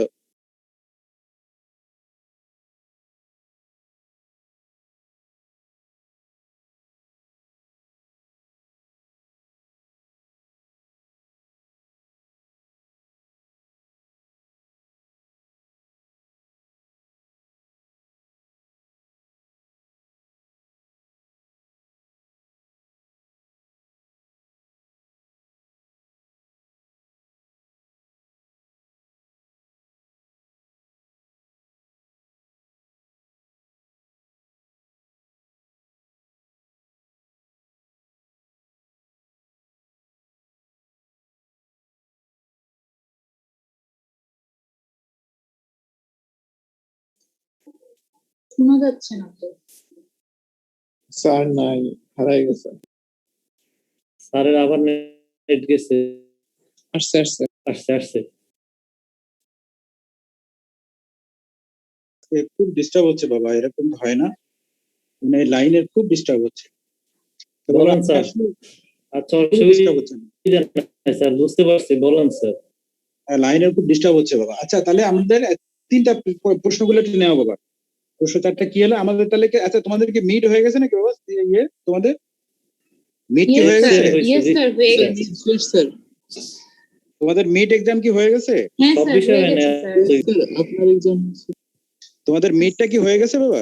স্যার শুধু মানে জেভসের মানে জেভসের মিড টার্মটা হয়েছে আর কি, আর মানে অনেক সাবজেক্ট হয়নি এখন। ওকে বাবা, শোনো তাহলে এখন আমরা ফাইনালের জন্য আমাদের সেকেন্ড, আমি 27 তারিখ বাবা আমরা class test, second class test আমি 27 তারিখে দেখলাম। আমার সেকেন্ড ক্লাস টেস্টটা আমি নিব, আমি এই চারটার মধ্যে একটা নিব। তো আমি তো দুইটা আমি প্রশ্নগুলো দিয়ে দিছি, ওই উত্তরগুলো তোমাদের পিডিএফ কপি ওখানে আছে। এক নম্বর হচ্ছে east India rule, east India company rule in India, এক নম্বর প্রশ্ন। 2 নম্বর প্রশ্ন এই যে সোশ্যাল রিফর্মস, কি reformations of East India company and English rule, সামাজিক সংস্কার যেটা। আর 3 নম্বর হচ্ছে ন্যাশনাল, আমি নেক্সট ক্লাসে ন্যাশনাল মুভমেন্টস যেগুলো হয়েছে বিশেষ করে 1857 সালে সেই সিপাহী বিপ্লব থেকে শুরু করে পরবর্তীতে ভারত বা ইন্ডিয়ার ডিভিশন অফ ইন্ডিয়া, এই নেক্সট ক্লাসে এই দুটো আমি আলাপ করবো। তো এই চারটার মধ্যে আমরা পরবর্তীতে আমাদের ক্লাস টেস্ট বা এটা নিব। আর ভারত ডিভিশনের স্যার, পরে তো আমাদের স্যার মানে 2 নম্বরটা রিফরমেশন, হ্যাঁ মানে সংস্কার কি প্রশ্নটা আমি স্যার 2 দিয়েছিলাম, নম্বরটা আবার একটু বলবেন reformations sir. Of social social reformations during social reformations of East India Company বা social reformations of English rule in India বা এটা এইভাবে আছে দেখো এখানে সোশ্যাল রিফর্ম। হ্যাঁ, দুই নম্বরটা হচ্ছে সোশ্যাল রিফরমেশন, আর 3 নম্বরটা হচ্ছে হ্যাঁ ন্যাশনাল বাবা সোশ্যাল রিফরমেশন। আর সিআর আসো, সিআর সামাজিক সংস্কার। আমি আমার মনে হয় থার্ডটা হচ্ছে জাতীয়তাবাদী আন্দোলন, ন্যাশনালিস্ট মুভমেন্ট, বিভিন্ন ভারতবর্ষে যে আন্দোলন হলো ব্রিটিশ বিরোধী আন্দোলন সেগুলা। আর 4 নম্বর স্যার, 4 নম্বরটা হচ্ছে ডিভিশন অফ ইন্ডিয়া, ভারতবর্ষ ভাগ। তোমরা অলরেডি পড়তে শুরু করো বাবা, এবং এটা সবগুলি এটা সম্পর্কে কিছু জানো। বিশেষ করে দুটো প্রশ্ন দেখলাম, দেখে আমার জানা আছে, কিন্তু আমরা সহিদা পরিতা বিলোপ হয়েছে জানি, আমরা বিধবা বিবাহ সব জানি কিন্তু, এবং ইন্ডিয়া ইস্ট ইন্ডিয়া কোম্পানির রুল, তারা যে খারাপ কাজ করেছে ভালো কাজ করেছে এটা কিন্তু সব জানি আমরা। জাস্ট এগুলো তোমরা প্রশ্নগুলো রেডি করো। আর উত্তর তো স্যাম্পল উত্তর, আমার উত্তর তোমার ইমেলে দেওয়া আছে, এটা দিয়ে নট দ্যাট ইজ এনাফ, এটা তোমরা সাথে যুক্ত করে করতে পারো। অ্যাটলিস্ট যেটুকু আছে ওইটুকু পড়ো, যে শীটের আমি যে পিডিএফ কপি দিছি ওইটুকু পড়ো, আর সাথে প্লাস করে তুমি যতটুকু করতে পারো। এটা হাজার হাজার টপিক পাবা ইন্টারনেটে যদি ক্লিক করো। তাহলে 4টা কনসেপ্ট আবার বলি, আমি ছোট ছোট করে বলি। এক, ইস্ট ইন্ডিয়া কোম্পানি রুল। 2 নম্বর সোশ্যাল রিফরমেশনস। 3 নম্বর ন্যাশনালিস্ট মুভমেন্ট। আর 4 নম্বর ডিভিশন অফ ইন্ডিয়া। এটা আমাদের 4টা কনসেপ্ট। এরপরে আসলো ডিভিশন ইন্ডিয়ার পরে যেটা হবে, পাকিস্তান তৈরি হলো, পাকিস্তান থেকে আমরা emergence of Bangladesh, that is the syllabus. আমরা ইমার্জেন্স অফ বাংলাদেশ পর্যন্ত আমরা শেষ করে সাম্প্রতিক কালের একটা ছোট্ট ইতিহাস আমরা বলে আমাদের বাংলাদেশের ইতিহাস শেষ। দেখো তাহলে বাবা, আমরা কি সময় আছে আমাদের হাতে? আর আমাদের হাতে আর সময় আছে বাবা? না স্যার, 15 মিনিট বেশি হয়ে গেছে। আচ্ছা স্যার, আপনি শেষ করেন স্যার, 5 মিনিটের মধ্যে যা করেন। ওকে, বেশি পারো না, ঠিক আছে। আমার মনে হয় আমরা অনেক সময় ক্লাস একটু বেশি নিয়ে ফেলি বাবা, ডোন্ট মাইন্ড, কারণ আমাদের এই অসুবিধা নাই স্যার। আমাদের জানা কোর্সটা এরকম যে আমরা এখানে ক্লাস জানাই লাগে স্যার। আপনার ক্লাস ভালো লাগে দেখে স্যার সবাই করতেছে। তবে খুবই দুর্ভাগ্য যে আজকের আমাদের এটা খুবই থ্যাঙ্কস বাবা। বাবা তোরা কিন্তু সমস্যা কি, এত ছোট ক্লাস বাবা, এই ক্লাসগুলো একটু বড় হলে তোমরা কত দেখে। আর এই দেখে ইতিহাস বলে যায় নাকি বোরিং বা এ না, ইতিহাস কিন্তু বোরিং না বাবা, ইতিহাস কিন্তু ইন্টারেস্টিং ঘটনা এবং জানা দরকার আমাদের সবার। সামনাসামনি হইলে স্যার 3 ঘন্টা 4 ঘন্টা যতক্ষণ পারেন নিয়ে তুমি শুধু মির্জাফরের বেইমানিটা যদি শোনো তো তোমার মনে হবে যে এটা কি আমাদের দেশে হয়েছিল এটা। আসলেই স্যার, হ্যাঁ আমাদের দেশে হয়ে বিশ্বাস হয় না। হ্যাঁ বাবা, যদি আল্লাহ সুযোগ দেয়, হ্যাঁ সুযোগ দেয়, তোমাদের সাথে একটু সামনাসামনি দেখা হইলো, হয়তো কখন আর দেখা হবে কিনা। হ্যাঁ দেখো, আমি হয়তো দেখা গেলো ওই স্যার অসুস্থ বলে আমাকে হবে বাবা, আমার তো আমি তো এই করছিলাম না, এক স্যার ঢাকা বিশ্ববিদ্যালয়ে এক স্যার অসুস্থ ছিল, এই জন্য আমাকে নেওয়া হয়েছে, না তোমার তো আমার কোর্স না এটা আসলে। উনি অসুস্থ হয়ে গেছে হঠাৎ করে হসপিটালে, এই জন্য আমাকে ডাকা হয়েছিল। যা হোক বাবা, যদি সুযোগ থাকে তোমাদের সাথে দেখা হলে খুব খুশি হব। তোমরা অনেক মেধাবী মানুষ, আল্লাহ তোমাদের অনেক বড় করবে, এবং তোমরা দেখবা দেশেরও অনেকে, ডিফেন্সেরও অনেকে আসো, কেউ হয়তো একজন মেজর জেনারেল সেনাপতিও হয়ে যাবা। দোয়া করি আল্লাহ তোমাদের অনেক বড় বড় পর্যায়ে নিয়ে যায়। আর যারা সবাই মেজর, এখন অনেক বড় বড় আছে, ধরো ইঞ্জিনিয়ার, বাংলাদেশের সেরা ছাত্রদের মধ্যে তোমরা পড়ে যাওয়া। বুয়েটের পরে তো তোমাদের বুয়েটের পরে কিন্তু তোমাদের প্রতিষ্ঠানের মোটামুটি সুনাম আছে যতটুকু জানি, অন্তত এইটার মানে সিএসসি কিন্তু অনেক ভালো শুনছি যে তোমাদের। দোয়া করবেন স্যার যাতে আপনাদের নাম মাথার উপরে রাখতে পারি স্যার। এটাই বাবা, এই জন্য বললাম কি বাবা, স্বপ্ন দেখবা পাহাড় সমান। আমি একটা গল্প আর একটু করি। কি স্যার, আকাশের উপরে স্বপ্ন দেখবো স্যার? কি পাহাড়? কে বলছে বলো, কে বলছে বলো তো দেখি, কিরকম তোমরা পড়ো দেখি, জানো কে বলছে এটা? স্বপ্ন দেখো। Abul Kalam, sorry APJ Abul Kalam. মানুষ তার সমান বড় স্বপ্ন, ইমাজিনেশন পাওয়ার কথা বলছে স্টিভ জবস। বাবা স্টিভ জবস এর নাম শুনছেন? আইফোনের জনক স্টিভ জবস। জি স্যার শুনছি। স্টিভ জবস এর কথা ছিল, তোমরা ইউটিউবে দেখবা, তার একটা লেকচার আছে এক বিশ্ববিদ্যালয়ের। দেখো এসে স্বপ্ন দেখো আকাশ সমান, তার মানে কি বাবা? হ্যাঁ, ক্যাপ্টেন কি বলেন নাম? হ্যাঁ বাবা, হ্যাঁ, যে বিনীতা সরকার, ও যদি স্বপ্ন দেখে যে আমি এই যে আমাদের টুইন টাওয়ারের একেবারে ছাদে উঠবো, না, ও আকাশ সমান স্বপ্ন দেখলে বিনীতা সরকার অন্তত কিছু না হোক অন্তত টুইন টাওয়ারের তোমাদের না বি ব্লক, তোমরা ওই ব্লকের উপর পর্যন্ত উঠতে পারবা। কিন্তু ও যদি ভাবে না আমি আর কি আর পারবো, তা দেখা গেলো রাস্তাতে ঘুরে বিনীতা সরকার বড় ধরে একতলায় ওই যে তোমার ওই সিঁড়ি পর্যন্ত উঠতে পারবে। মানে আসলে মানুষের চিন্তা, মানুষের স্বপ্ন, এটাই মানুষকে সামনে নিয়ে যায়। হ্যাঁ, এবং তোমরা জানো বিনীতা, এই যে স্টিভ জবস, ওর কি জানো, ওর তো বস্তির ছেলে, তোমরা জানো? ওর লাইফ হিস্ট্রি তোমরা জানো না। বস্তির ছেলে মানে কি, ওর বাবা ছিল ইন্দোনেশিয়ান সম্ভবত, আমি যতদূর জানি ইন্দোনেশিয়ান এক হচ্ছে ইমিগ্রান্ট, এক স্টুডেন্ট।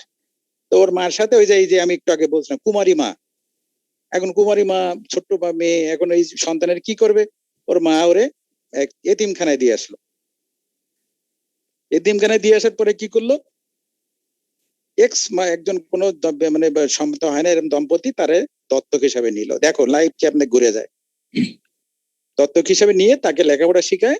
সে হলো এই যে আইফোনের জনক পৃথিবীতে। স্টিভ জবস মারা গেছে ক্যান্সার হয়ে, জানা 1 বছর আগে। হ্যাঁ, তা দেখো এই জন্য মানুষের, এই জন্য বলছে মানুষ কে কি হবে বাবা, ইউ ক্যান নট। একটা বস্তির ছেলে সে একটা আইফোনের জনক। এই ওবামা হচ্ছে বাপ কেনিয়ান, ও দাদা দাদি চেহারা দেখবা সব মানে মনে হবে মানে লেবার সব। যে মাঝে মাঝে কেনিয়া ওর দাদা দাদি দেখায়, দাদা দাদি তারপরে চাচা তো ফুফতো ভাইদের দেখায়, দেখো ছেঁড়া একটা জামা গায়ে রয়েছে, মাটি কাটতেছে। তারা ফুফানদের রক্ত, ফার্স্ট ব্লাড, তারা ফার্স্ট কাজিন। সে আমেরিকার প্রেসিডেন্ট হল, তাই না বাবা? এখন বলবা না, আমি বলবো তাই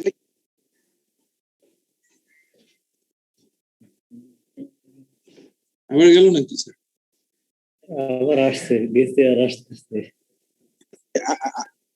আমি জানি না এত প্রবলেম হচ্ছে কেন আজকে। এটা যাই হোক, আমার মনে হয় আমরা আজকে এই পর্যন্ত শেষ করি। আর অনেকগুলো ডিবেট তোমাদের সামনে তুলে ধরলাম, তোমরা একটু চিন্তা করো বাবা একবার এই ডিবেট গুলা, বিশেষ করে এক্সট্রাজুডিশিয়াল কিলিং। আমি জানি তোমাদের অনেকেই এখানে অনেক বড় বড় পোস্টে যাবা ভবিষ্যতে, যেগুলো how far weather it is, আমাদের কি করণীয়, এগুলো কি ঠিক না বেঠিক। এবং একজন মানুষ হিসাবে আমি তো শুধুমাত্র বলবো স্যার, আমাদের তো কিছু করার থাকে না, sometimes we just follow the duty. এগুলো একজন মানুষকে একজন ভালো মানুষ, এটা নিয়েও কিন্তু বিতর্ক আছে। একজন ভালো মানুষ, একজন মানুষের ভালো কাজ কিভাবে বিচার করো, হাউ ইউ শুড জাজ an action, when an action is good or bad। কেউ বলবে স্যার যে কাজ ফল ভালো দেয় সে কাজ ভালো। আমি এক ক্লাসে বলছিলাম যে কাজ ফল ভালো দেয়, তো একজনের মেরে যদি অনেক শান্তি হয় তাহলে এটা তো ভালো কাজ। তাহলে মারামারি করতে হবে না স্যার, তাই না? অনেকে যুক্তিটা এরকম না আপনার, যে একজনকে একটা কালো জাহাঙ্গীর, ল্যাংড়া শহীদ, তারপরে বিনীতা, আরো কত কি আছে, সুব্রত বাইন, হ্যাঁ, সুব্রত বাইন। আমাদের দেশে কি সন্ত্রাসী কই এরকম নাম আছে না? কালো জাহাঙ্গীর, ল্যাংড়া শরীফ, সুব্রত বাইন, এরা হচ্ছে সন্ত্রাসী। তো এদের বলবো, আরো এদের যদি একদম কতগুলা মেরে ফেলা আছে। হয় তা মানুষ তো অনেক এরপরে ভালো থাকবে। কালা এদের কালাই মেরে ফেলা মন হোক, আছে। ঠিক আছে। স্যার আমি সন্ত্রাসী না। উপাশামসু ডোরা কাটা শুভ কি বেটা লাল কাটা। এরপর ওই যে এ আছে তো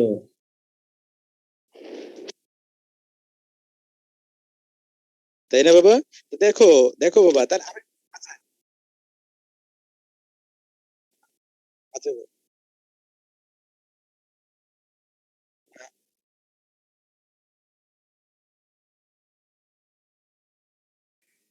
হ্যাঁ হ্যাঁ আবার গেছে। আচ্ছা বাবা, তাহলে আমার মনে হয় খুব ডিস্টার্ব হচ্ছে, তো আমরা আজকে এই পর্যন্ত থাকুক। কোনো একটা সময় বাবা তোমরা যদি ফ্রি টাইম পাও, তোমরা একটা বড় লম্বা ক্লাস যদি কোনো সামনে আমরা তোমাদের সামনে আসি, বলে এগুলো সব একটা রিভিউ ক্লাস নিবো একদিন। হ্যাঁ, তাহলে ইনশাআল্লাহ স্যার হবে। খুব ভালো লাগবে দেখতে আসলে। সারাদিন শুধু এগুলো স্যার আমি আপনার আমি কিন্তু ক্লাসে কখনোই সব মনে ক্লাস করি না বাদ। যে এই সামনাসামনি সব ক্লাসের বিকল্প কিছু আছে আসলে। আসলে শিক্ষার ক্ষেত্রে যদি শিক্ষার Feelings চারটা নাই, উপাদান, feelings কিন্তু তোমরা নাই জানো কোনো শিক্ষার স্যার। চারটা উপাদান। একটা হচ্ছে ক্লাসরুম, একটা শিক্ষক, একটা ছাত্র, আর একটা পাঠ্যপুস্তক। চারটা উপাদান শিক্ষার মূলত: ক্লাসরুম, বই, শিক্ষক আর ছাত্র। এবং এই সম্পর্কগুলো কেমন জানো বাবা? ডাইনামিক। এই সম্পর্কগুলো একটা অংশ যদি তোমার অকার্যকর থাকে, তাহলে অন্য অংশগুলো ভালো হয় না। যেমন আমাদের হচ্ছে এখন সব আছে, আমাদের সে ক্লাসরুম নাই। জি স্যার, আসলে Google ক্লাসরুম Classroom তো আরো আছে বেশি স্যার। উপযুক্ত। এবার দেন না কি আসলে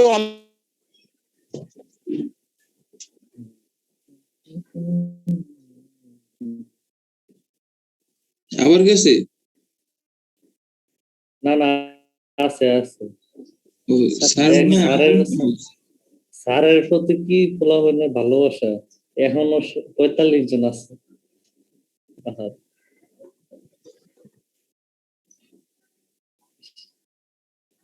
আবার গেছে? আমাদের স্যার আহা চলে গেল। আমাদের তনয় কোথায়? 218। এবারে চোখ 218 চলে এসেছে। আমাদের গাল কাটা শুরু আছে? গাল কাটা শুভ কই আছে মনে হয় নিচের দিকে। গাল কাটা শুভ কই রে? শুভ ওই শুভ 218 গেছে মনে হয়। হ্যাঁ তনয়ের কাছে গেছে। কিরে তনয় তুই ওরে নিয়ে গেলি কেন? এই ভাই তোর অফ জানা। স্যার কই গেছে? শেষ। যার ভাই লাগবো না চলে যা ভাই। যা যাদের দরকার নেই চলে যা। তারা এখন এমনি এক্সট্রা যা বলার বলতেছে। আমাদের তনয় নিয়ে গেল ডোরা কাটা কি গাল কাটা শুভ না? দেখ শুভ। আচ্ছা দেখ তো আছে কিনা মিটিংয়ে, না চলে গেছে সত্যি।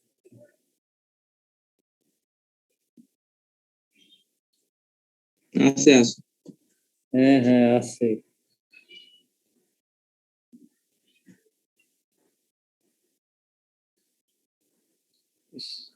সব 218 করতেছে।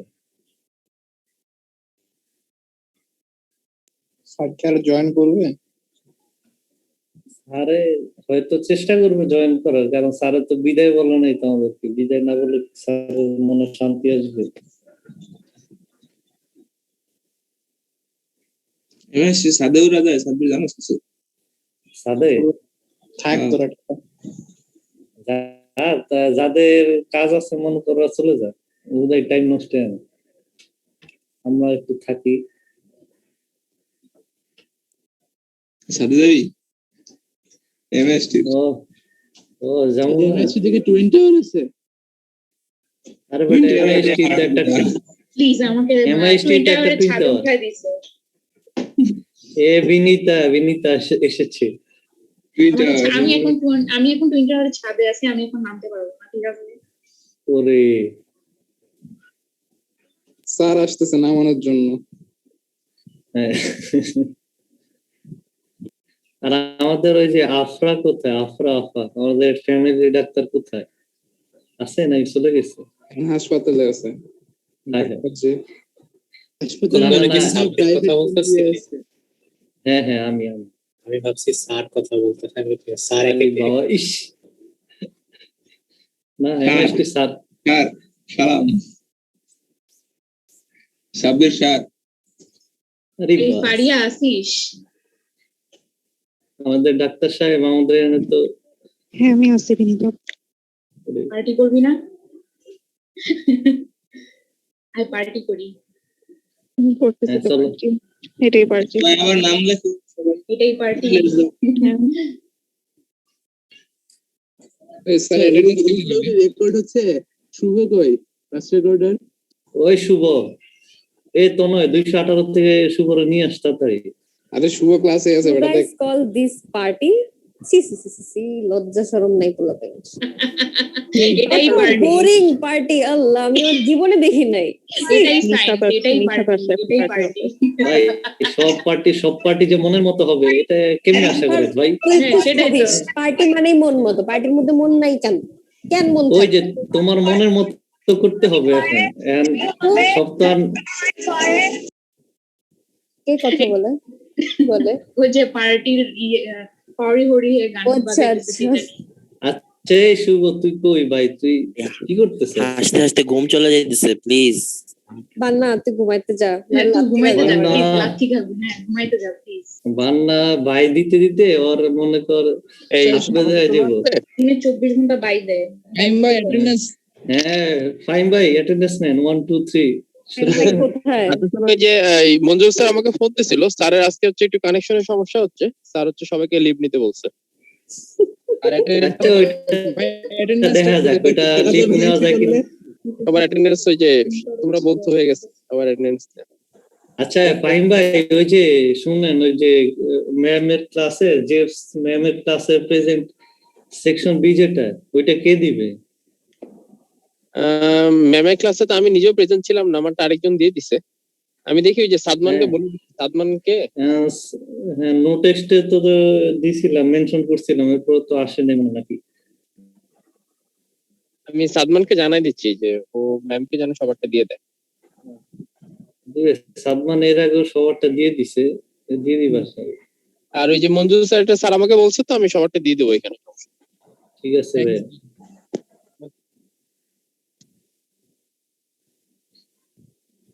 ও শুভ না, তোর নাম তো হচ্ছে শব ভাই। হ্যাঁ আমরা তো ছেলের নাম বিকৃত করে দিছি। এ শব ভাই গাল কাটা শুভ।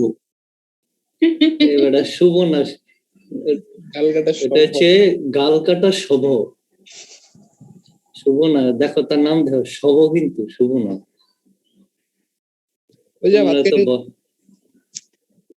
যে আর একজন আসছে, এই 218 থেকে শুধু বাইরে আর ঢুকে ভাত খাজা, ভাত খাওয়ার টাইম হয়েছে। খাইছিস না এতক্ষণে? হ্যাঁ তুমি এতক্ষণ খাওয়া দাওয়া শেষ। সে শুধু একটু পর পরে যায় আর আসে। আজকে দাঁড়া শহরে ধরবো। দেবু আপা আছিস? ভাই আমি তো ওই গ্রুপে যাইলে কেউ কাউকে চিনি না, এক একজনের এক এক নাম। চলে এসেছি।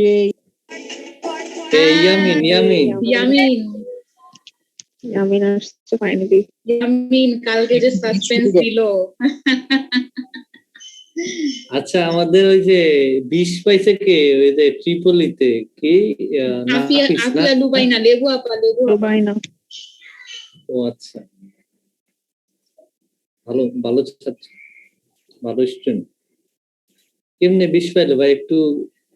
একটু বল, এখানে থাকতে একটু বল ভাই কেমনে 20 পাইলো? ও গেছে মনে হয়, চলে গেছে মনে হয়। কেউ একটু পায়ের ঝুলা সাপ্লাই দিল। ওই যে এমআইএসটি ওই যে টাওয়ারের উপর থেকে ফালাই দিলে হবে, সবাই নিচে থাকবে, সবার মাথায় যাবে, সব 20-20। কি হইছে? ওর পায়ের ধুলার সাপ্লাই লাগবে। এখন তো পাপ্পু স্যারের এক্সাম নিয়ে আসছি। আচ্ছা পাপ্পু স্যারের ওই যে কি বলে রুটিনটা কি কেউ জানো আর কি সিলেবাসটা কি কেউ জানো? ফিজিক্স মিডের সিলেবাস, হ্যাঁ মিডের সিলেবাস। ফিজিক্স মিডের সিলেবাস তো হচ্ছে কি মিসের, যে আপু স্যার নাকি থাকবে না, মিসের লেকচার 7 পর্যন্ত। ও শুধু ম্যামের 7 পর্যন্ত আছে না? হ্যাঁ হ্যাঁ, শুরু থেকে 7 নাকি ওই সিটির পরের থেকে? মানে সিটি সহ 7, আচ্ছা আচ্ছা, লেকচার 7 পর্যন্ত। আচ্ছা কপি মারার মতো হইলেই সব তো কপি মারি, একটা একজন নিজে থেকে যদি দিতে দিছি। আমাদের কাছে কি সাফায়েত আলম এসে হোস্ট এখন ভাই। জানো না host। সাফায়েত ভাই আপনি কি আছেন? আমাদের হোস্ট লিডার আব্দুল্লাহ ভাই। শেফাতুল্লাহ, আরে বাবা আপনি কোথায় ভাই? আপনারা দেখাচ্ছে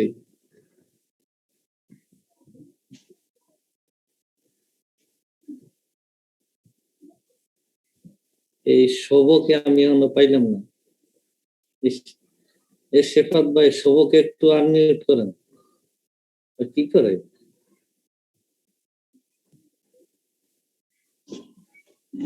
আনমিউট করা যায় নাকি ভাই? সাব্বির তুই যাবি না? আরে ভাই ভাত খেয়েছিস? না, যা ভাত খেতে যা। আরে ভাই খিদা চলে গেছে। স্যারের ইতিহাস শুনতে শুনতে শুনতে কান যা মনে পরে কর গেছে আন্টি কি বকবে, তুই যা ভাত খেতে যা। স্যারের মনে কর ইতিহাস শুনতে শুনতে মাথা গেছে পুরা। আমি হোস্ট কর। হ্যাঁ তুই তো হোস্ট। এই মিটিং এন্ড করিস না। মিটিং আর রাখ এন্ড করিস না। তোরাই আমার বের হইলে বের হ, মিটিং এন্ড করিস না। হোস্ট দাও। আচ্ছা এই যে শোভকে আনমিউট করা যাবে কোনোভাবে? হ্যাঁ করা গেছে না।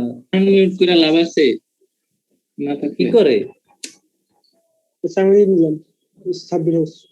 হ্যাঁ তো না, আস টু আনমিউট করা যায় কি, মিউট মানে আনমিউট করা যায় না।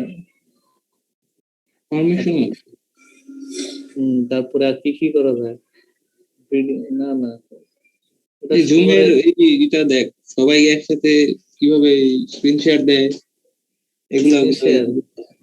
আচ্ছা স্ট্রাকচার সম্পর্কে আমাদের ধারণা রাখতে হবে না কুল করার। এখানে আছে ওয়েটিং রুম আছে, আবার মনে ভাই বাবা কি রে কে আকে এটা কে আকে কে রে ভাই? কে করতেছে এটা? এটা ওই যে double A maybe O H Ahmed Abdullah. ইসি ক্লাস চলতেছে, হ্যাঁ করা ডাকতেছে। আচ্ছা এই যে সার্কিটের মধ্যে ওই যে এটা যে কোশ্চেন যে দিছে এটা কি বায়োমেডিক্যাল না? না ওই যে নোট টেক্সটের মধ্যে দিছে যে এটা হচ্ছে বায়োমেডিক্যালের কোশ্চেন না? বায়োমেডিক্যালের কোশ্চেন, হ্যাঁ বিএমই এর কোশ্চেন ওইটা। হ্যাঁ বিএমএ মানে কি বাবা মঞ্জুর ইলাহি? না, বায়োমেডিক্যাল ইঞ্জিনিয়ারিং। আরে বাবা কি আরেকবার একটু বলতো ভাই, কি বলছিস? রুবায়েত বললো না বিএমই বাবা মঞ্জুর ইলাহি। হ্যাঁ বাবা মঞ্জুর ইলাহি। নামটা জোস। ও ড্রয়িং তো ভালোই করতে পারে। কি হইতেছে এগুলা? মজা। এটা হচ্ছে আরে ড্রয়িং এর থেকে সুন্দর হচ্ছে, কে করতেছে? অনেক সুন্দর। কেমনে করতেছিস? আমাদেরকে বুঝা, আমাদের ক্লাস নিবে। হ্যাঁ আচ্ছা নাইলে ওই যে এখানে 3 নাম্বার সার্কিট যেটা আছে ওইটাই সলভ করে নাইলে একে ওই যে বিএমই তে যেটা আসছে।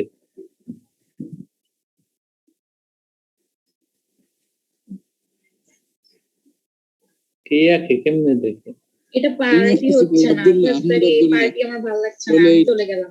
এই বাই দ্য ওয়ে, আমি তোদের কিন্তু বাঁচাইছি গতকাল ম্যাথ এসডব্লিউ দেয়া, তুই দিবি না? কে রুবায়েত? হ্যাঁ তুই মেসেঞ্জারে আস ভাই, তুই মেসেঞ্জারে আসলে তোরে দিব। মেসেঞ্জারে আসিস না কেন ভাই? তুই মেসেঞ্জারে আস, তোরে ট্রিট দিয়ে পুরো ভরাই দিব। মানে একটু সাইডে লাগবে। ম্যাথে কি এসডব্লিউ ছিল? আমি ফার্স্ট শুনতেছি এটা। আমি তো মেসেঞ্জারে যায় না দেখি ভাই কি রে সবাই রুবাইদের প্রতি প্রশংসা করতেছে, রুবাইদের জন্য বেঁচে গেছে। এই রুবাই শুনতে পাচ্ছিস? বল বল। তুই মেসেঞ্জারে আসিস না কেন? আয় চলে আয় আবার মেসেঞ্জারে। আরে ভাই বুঝোস না কেন আসে না? তুমি কি এখন ছোট আছো? সে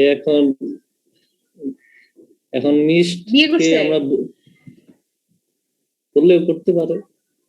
সংসার নিয়ে ব্যস্ত। হ্যাঁ, স্যারের তো আজকে দেখালো না সবার ফ্যামিলি প্ল্যানিং স্যারে কইরা দিছে আজকে নিজে। হোয়াটসঅ্যাপে প্রাইভেসি বেশি তো মনে হয় এইজন্য হোয়াটসঅ্যাপ ইউজ করতেছে।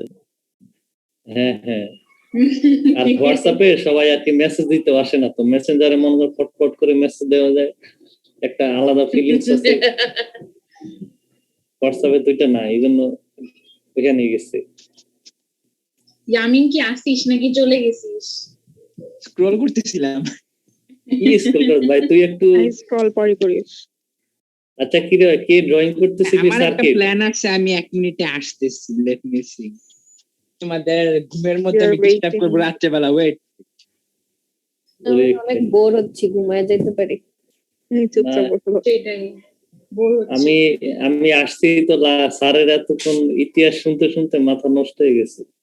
পরে লাস্টে এসে দেখেন স্যারের ক্লাসে তো চাইলে মজা করা যায়, দেখলাম স্যারের তো আচ্ছা অনেক শোনাইতেছে। হ্যাঁ হ্যাঁ শোনাইতেছে। হ্যাঁ, এবারে যাহাদের কানে খুব একটা জোর নেই তারা পারলে পালাও। হ্যাঁ আছে আমাদের সবার আছে। কেমন হয়? কি নাই আমি শুনি কি নাই আমিও বুঝি। কানের জোর না থাকলে দয়া করে পালাও। কানের জোর। ইয়ারফোন খুলে দিলাম। এই ইয়ামিন বল। তুই যে কালকে বললি ক্লাসে যে আজকে পার্টিসিপেট কম কারণ সবাই বুয়েটের প্রিপারেশন নিতেছে, এটা কেন বললি বলতো? ওইটা ভুলে বলছি রে ভাই, আমি মাত্র ঘুম থেকে আচ্ছা থাক, এটা ভুলে এটা ভুলে বলছে, থাক ওইটা বাদ দে, ওইটা বলে বলছে ভুলে, এটা নিয়ে ঘাটাঘাটি করে লাভ নেই। আরে অ্যাডমিশন মতো আমি ভুল করে লেছি। থাক, বাচ্চা মানুষ, মাফ করে দিলাম। তুই খালি একটা সাইডে দাঁড়া, ওর মাথায় ঘুরতে স্প্যানিশটা ছিল। কে বাচ্চা? Well, admit I was wrong. What else can I say, girl? Can you blame my hand on? কি হইছে? ইয়ামিন নাকি ভূতে বলছে। আবরার কথা বলতেছে। Can't you blame my head and এই ইয়ামিন থাম। ইয়ামিন ভূতে দোষ। আমি জঘন্য গাইবার অত জঘন্য গাই না, এটাই আমি ছিল। মানে গানের মাঝখানে কনফিডেন্স ডাউন না গেলে কি বিটকেল। আচ্ছা আবরার, ইয়ামিন প্লিজ গান গাইস না। আবরার তোর কোনো গান শুনি না, একটা গান গা দেখি। হ্যাঁ আবরার প্লিজ। আবরার একটা গা ভাই। এই Isam don't fight the feelings sis. আচ্ছা আবরারের নামটা কি, ইসম নাকি ইসাম ভাই? আমি স্পেলিংটা পারি না, একটু বলে দাও তো। ইসাম নাকি এসাম? এ দন্তা সহায়ক ম এসাম না? ইসাম দুই জায়গায় বলতে হয়।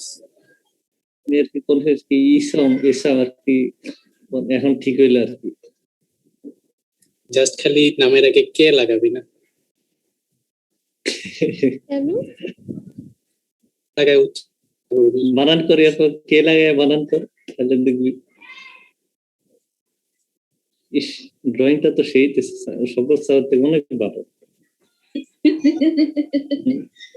আসলে স্যারের তো একটু সময় দেয় না, এমন শুধু পড়ায় আর পড়ায়। কেন স্যারকে ডাকতেছে আমি কিছু বুঝতেছি না। এটা জীবনে এত কষ্ট কেন তার? স্যার কি টাকা লাগবে? আর হইতেছে ঠিক স্যার হইতেছে ইঞ্জিনিয়ারদের ডাক্তার, ডাক্তারদের হাতের লেখা বোঝা যায় না, ওইরকম ইঞ্জিনিয়ারদের বোঝা যাবে না। স্যার কি ডাকতেছে কে? আব্দুল্লাহ। এই আমি না একটা গান বল হইছি। প্লিজ পারিয়া কি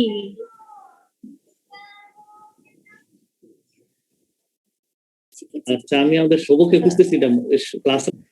আচ্ছা এই যে এই স্যার কি দেখি 4টা বলতে ধরে না লাগবে, B1 B2 B3 B4 এমন ওরে নাকি? বাবা রে, এই কে একটা সার্কিট বন্ধ করে নালে মাইর খাবি সামনাসামনি কোনো দিন। সেটাই।